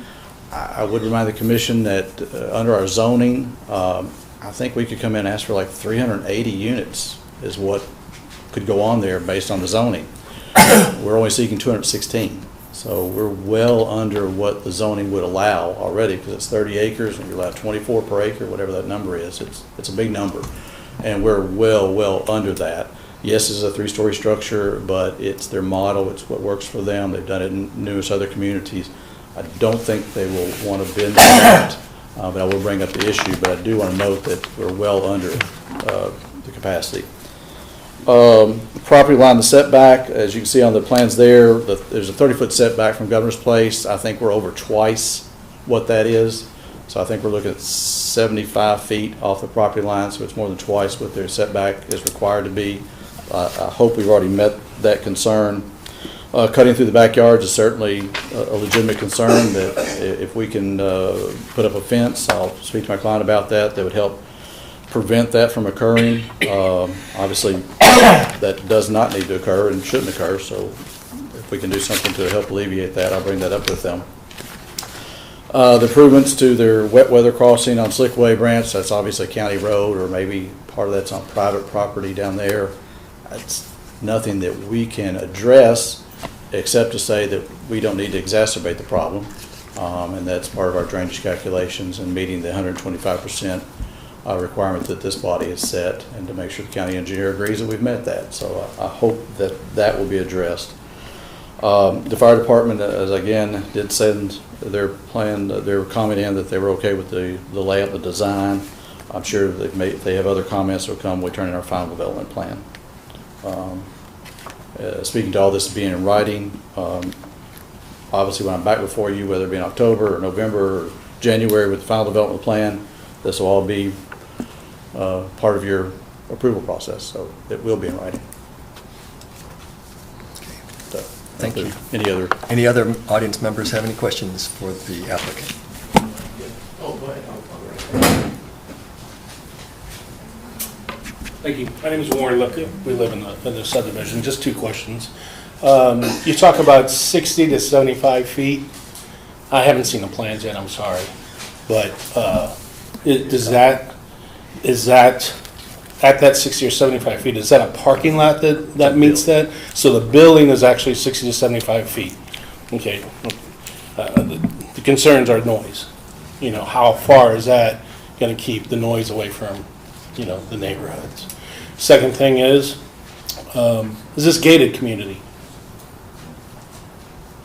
Is this going to be a gated community? Because then now you're talking about safety, and safety for the apartments, but also safety for us, with people being able to go inside anytime they want, park their car, and then come across to our neighborhood to do things.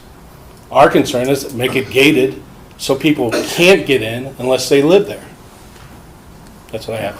Thank you. Thank you, Mr. Lipton. Did you want to answer this question? Well, I mean, certainly I'll bring that up with them. I don't believe it's a gated community, and I'll certainly bring it up with them. So I appreciate the comment, and I'll bring it up with them, but I do not believe it's intended to be a gated community. Okay.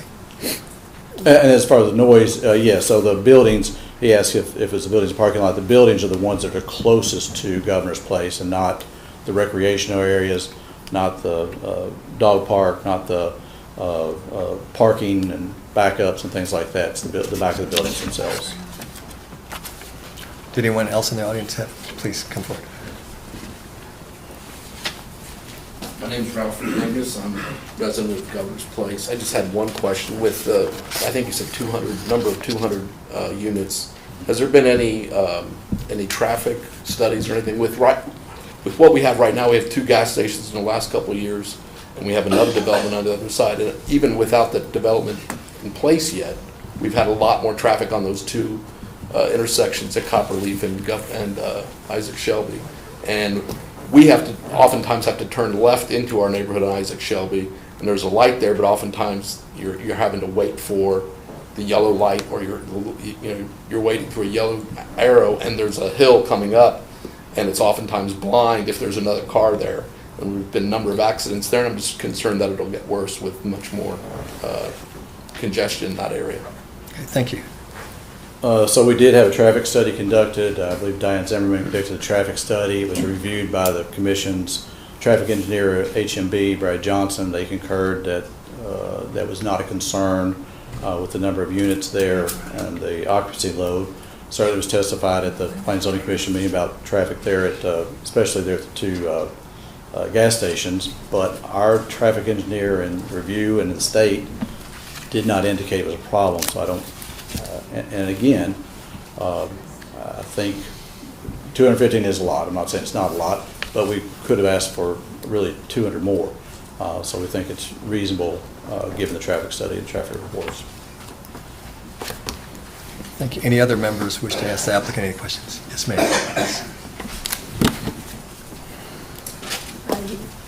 You mentioned Debbie Kimbrough. Do you mind mentioning your name for the clerk to record? Or the Debbie secretary? Kimbrough. Can you spell your last name? Kimbrough. Thank you. In regard to the traffic study, we don't just have your development, the 216 apartments. We have about about 400 units total that are going to be within a mile stretch on 421. We have the condos across from the, I believe it's Hearn School, and that is on Copperleaf. Copperleaf is also the driveway that goes to the school. I'm sorry, yes. Can you answer, put that formal question, please? Well, I'm concerned about 400 more units within a mile stretch. You may have done a traffic study for your development. But what's your question? But the question is, has Okay. one been done for 400 more, at least 400 more cars coming in and out and extra driveways? You're proposing 2 driveways, plus there will be 2 driveways for the commercial lots in front. There's already a second driveway from the Clark station that exits or enters out of the backside. The schools, have the schools been contacted about all this extra property owners, the traffic? Can they accommodate the students that are going to be coming in? And you won't just have 1 car per unit. You may have 2, and that concerns us too. That's your question? Yes, Okay. because. And then I'll give you time to come back under citizen. Okay, I live comments. on Stoneleigh where it floods. Okay. The retention ponds, are they going to be built after the development is done? Where's the water going to go? Where's the mud going to go? Where's the debris going to go if they're not in place before this is accomplished? I could go on and on. We'll let you do that in a minute, but this is questions, And, please. and the traffic, if you come out and look from Buck Run, there's a hill. People are going 60 miles or more sometimes an hour before they get to the stoplight at Shelby. That goes down a hill, around a little curve, and back up. And Your question is? the question is, what are we going to do about the cars that are speeding? And all of these entrances and exits that are going to be within a mile, and all the cars that are going to be coming in. And I know it doesn't just apply to, it applies to the whole thing, but has a traffic study been done that takes into consideration there's more than just one property that's going to be built? There are going to be at least 400 more units total in about a mile. Those are your questions? Oh, I have more, but I'll stop at that. That's okay. And we're going to give you a chance to come back Okay. and just Thank you. make any comments you would like. So on the traffic study, I do believe that the traffic study took into consideration the units that had been approved. They would include like the 17 townhomes on Zach Moore's property that was right across from the Governor's Place. It did include, I believe, the 90 or so that had already been approved at Copperleaf. Now, I think y'all just approved one tonight for changing from commercial to something. Those weren't, obviously part of it wasn't approved. It's my understanding that Diane Zimmerman's in the review included everything that maybe it hadn't been built yet, but that had been approved. About the detention basin before construction, obviously detention basins are usually built in coordination in conjunction with. We cannot get a certificate of occupancy until they're built. During construction, anytime you have more than a half acre of disturbance, you have to institute BMP's, best management practices, which is your silt fencing, and you still have to control your water runoff during construction. That'll have to be done as well. And that's through the building, plan zoning office. They have to inspect and make sure the silt fences are up and things like that of that nature, so that'll certainly be done. All right, thank you. Anyone else have questions for the applicant? You do? Okay, thank you. My name's Marty Young. My question is, how big is that retention basin going to be? So I honestly, I do not know the size. You can see if you look comparison that are on here, they do have to be sized large enough to retain at least 125% of what the standard requirements are now. But as far as volume or exact size, I couldn't answer that tonight, but I can find out for you. Okay, well, I have reason for that question, and I'll talk about that later. And lighting, what about, is there going to be anything done about the lighting facing from the apartments to Governor's Place? So the lighting is all interior. The ones in Governor's Place, there shouldn't be any lighting behind the buildings. The lighting should be interior, and there are all those canned lightings that face down or box lightings that face down. But I can confirm that information. Thank you. Any other members have questions? All right, now, this is the time for anyone in the audience can come up and take 5 minutes, please. I've just got one more, Charlie. Or less. One more question. Mr. Young mentioned the lighting. Can you request with your developer in the parking lot lighting? I know they're usually behind the departments. They usually put the stairwells or something. They usually put some type of lighting. Can we get him to use low wattage LED opposed to what Clark put out there on Copperleaf or Isaac Shelby coming in? Because, I mean, they use LED or, slow speed and got its daylight out there at night. And just with the lighting, just be, look towards, the neighbors in the neighborhood with their lighting. Try to keep it as low level as possible and not something bright, burn a hole through paper. I'll find out what type of lighting is anticipated for those in lumens and such. I'm sure it's LED because that's what everybody's going to, and we're not a commercial enterprise like a gas station that is lit up like the 4th of July. I understand that, so, but I'll get that information back for the commission. Thank you. Mr. Chairman, Yes. can I ask a question, Mr. Chairman? We can go, if there's no, does anyone in the audience have any more questions? If not, if there's no objections, we can go back into it, let commission members ask questions.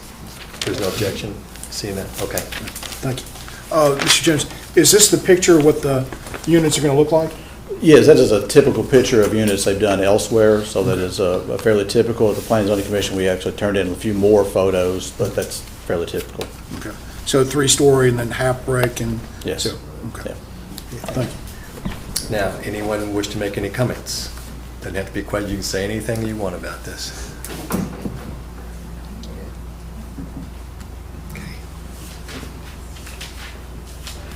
I know you've already given your name, but the record, just if you don't mind, just state your name again. Debbie Kimbrough again. Thank you. Somebody asked about the fire department. I did see a letter from the fire department that they were concerned about getting to the back of the property in case they had to make a run. And I didn't think there was any kind of drive around the back of the property. But there was a concern addressed. I think if you've got all the material, that was, you had letters from different departments that would be concerned about this. Speaking of the gas issue out there, I think, and I'm not positive, but I think the reason the beam factory has never put in any kind of detention pond that if they would have had one, it would considerably reduce some of the flooding that we get down on Slickway, on Stoneley Drive, across our little bridge. The terrain has changed dramatically in just the last few years because of more flooding. There's more rock. It blocks up more water, so we flood more often. And he did mention that there is a road that goes behind property, I mean very close to behind property, on my end of Slickway, Stoneley, that goes to the pump station. The city put in a pump station out in the county for some reason, right behind people's houses. And there's a road, but we have been told we cannot use that in an emergency, that it's locked. So if we had to have some kind of help, we already know nobody can get to us. And that is a big concern about any more runoff from anything else that's developed out there that makes it even harder for a fire truck to get across, or an ambulance, those kinds of things. when I was speaking about traffic, I wasn't taking into consideration, we have trucks coming and going all day long from the beam facility. If you haven't been out there, I mean, you never, I mean, there's always a truck. And they come out into the middle lane and then try to pull out. And cars are coming right over that hill, right where they come out. That's pretty close to where this development's driveways are going to be. We have traffic already from 3 schools. We have a Christian academy, we have the elementary school, and we have the Catholic school. And parents line up, I mean, half an hour to 45 minutes early before school gets out to go pick up their kids. And they're all, most of them are going up Copperleaf, where all these other new developments are going to be. We're just going to have so much traffic out there. It's just going to be a mess. I mean, I can't imagine another street light out there. Don't know where it would go, but right now it's already dangerous.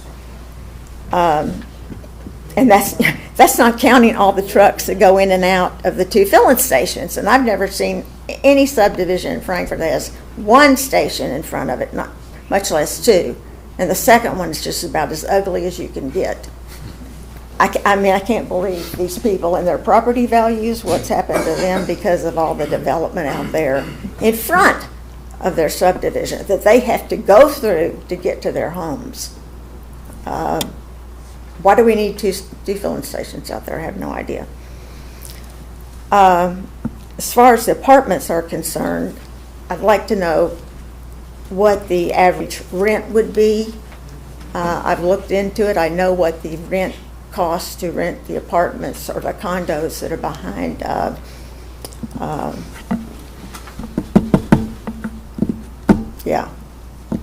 the sporting goods facility, whatever it is back out there in Coles. Those are very nice. I've seen pictures of what this one's going to look like and seen the pictures from their development. I think they have one in Shelbyville. I'm just wondering if this is low-income housing based on what people would pay for rent. How do they qualify?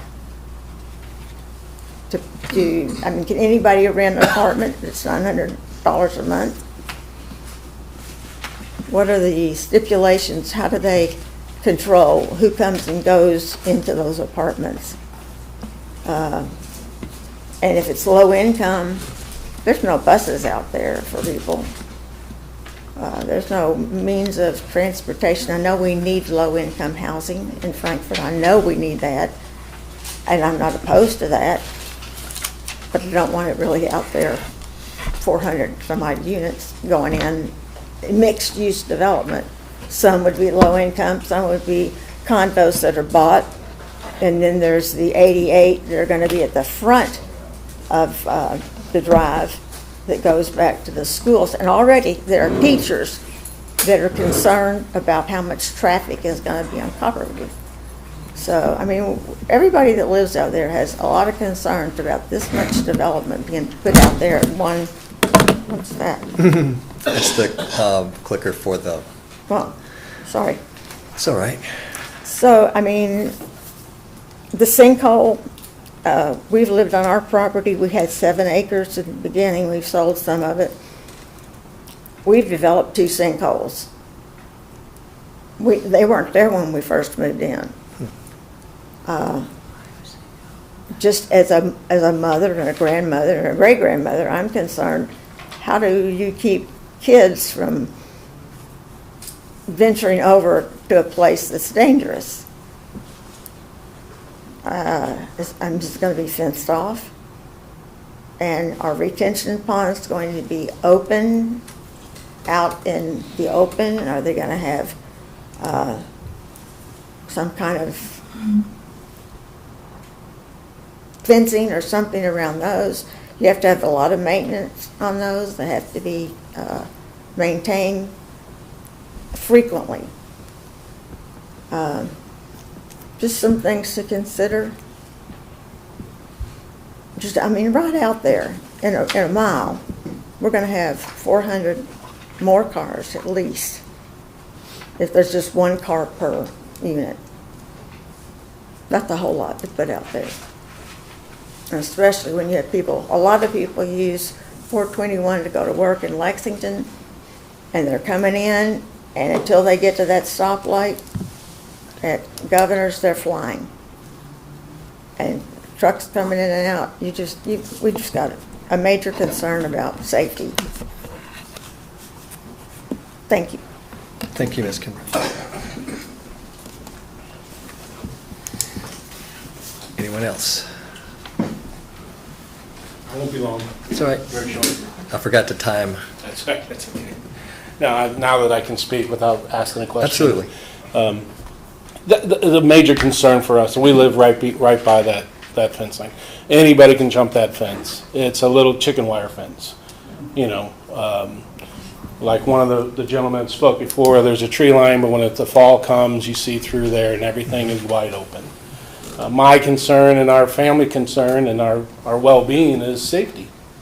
You know, he talks about building the fence. Fantastic. Something has to be done to keep, because it doesn't, and especially if it's not a gated community, anybody can drive back there and park their car, crawl through the fence, and now we're missing things out of our backyard. We've lived there for 25 years. It's a great community. He's very right, very close. But I understand growth, I understand that, but I think it's got to be done right, that it doesn't affect our home value, which we've worked hard to build, to be taken away because in 5 years, things go down. And that's a retirement. That's where we spend our money. And, you know, I'm very passionate about this.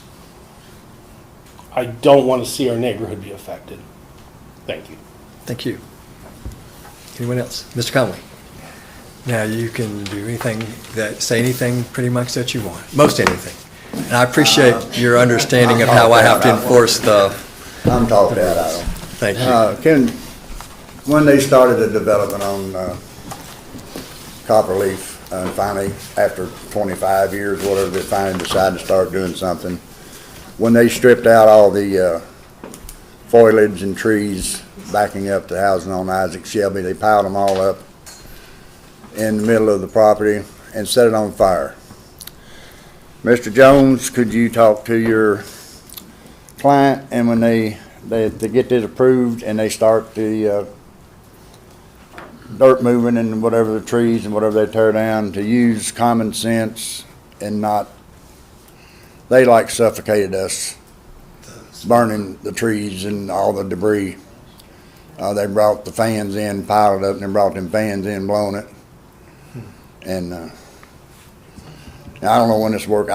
We've got several pools in the neighborhood. I've got one, and it wreaks havoc on them.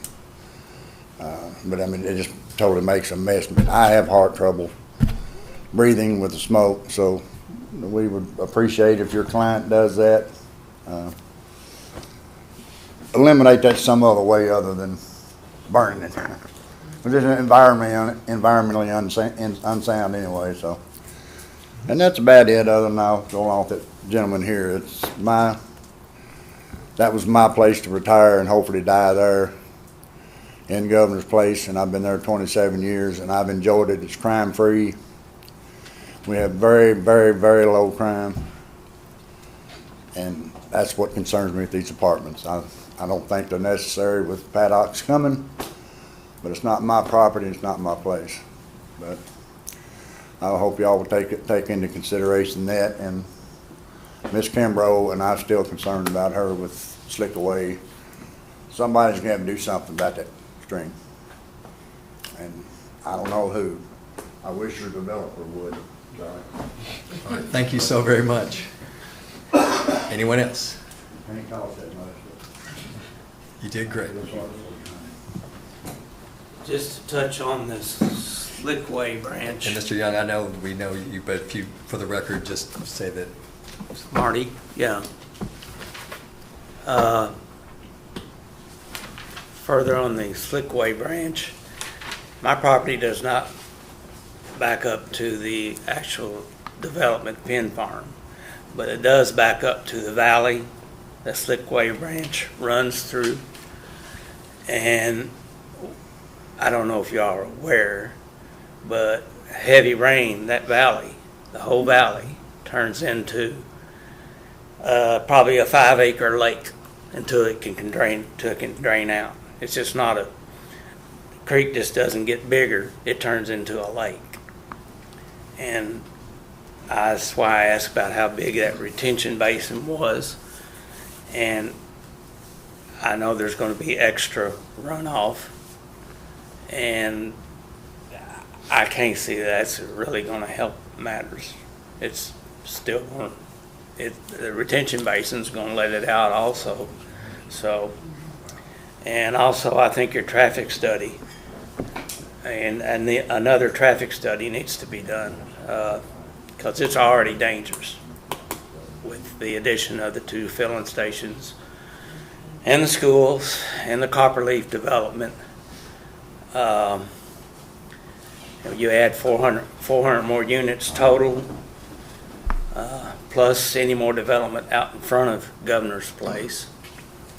Yeah, it is already dangerous. So that's all I have to say. Okay, thank you. Anyone else? I'd just like to correct him. It's not a lake. It's not a lake. It's a swirling. Yeah, well. I can't even explain it. And we have pictures, we have videos. But where I live, it's dangerous. And you don't want to put a foot in it. You'd be swallowed. It's a swirling, really awful place. It's scary. We'll note It's not a lake. It's not something that just water's running through it gradually. It's so powerful that, I mean, you really could, your car could be swept down a creek, a little creek. Yeah. And to your concern, that's the same little creek that floods the back of 2 creeks. Yeah. All right, thank you for that additional information. Anyone else? All right, let's see.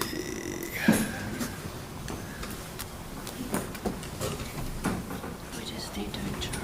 I was going to say, I think that was it for tonight because we're not going to take action on it tonight at the request of the applicant. So, I make a motion that we hold the public hearing and. it was a public, this was just an issue. So we could just- I make a motion to adjourn. Moved by Commissioner Swigert, seconded by Commissioner Lusher. All those in, sorry, any discussion? All in favor, signify by saying aye. All those opposed, stay in your seat till next meeting. All those, ayes have it. Well, nice to meet you. Were you saying that? What,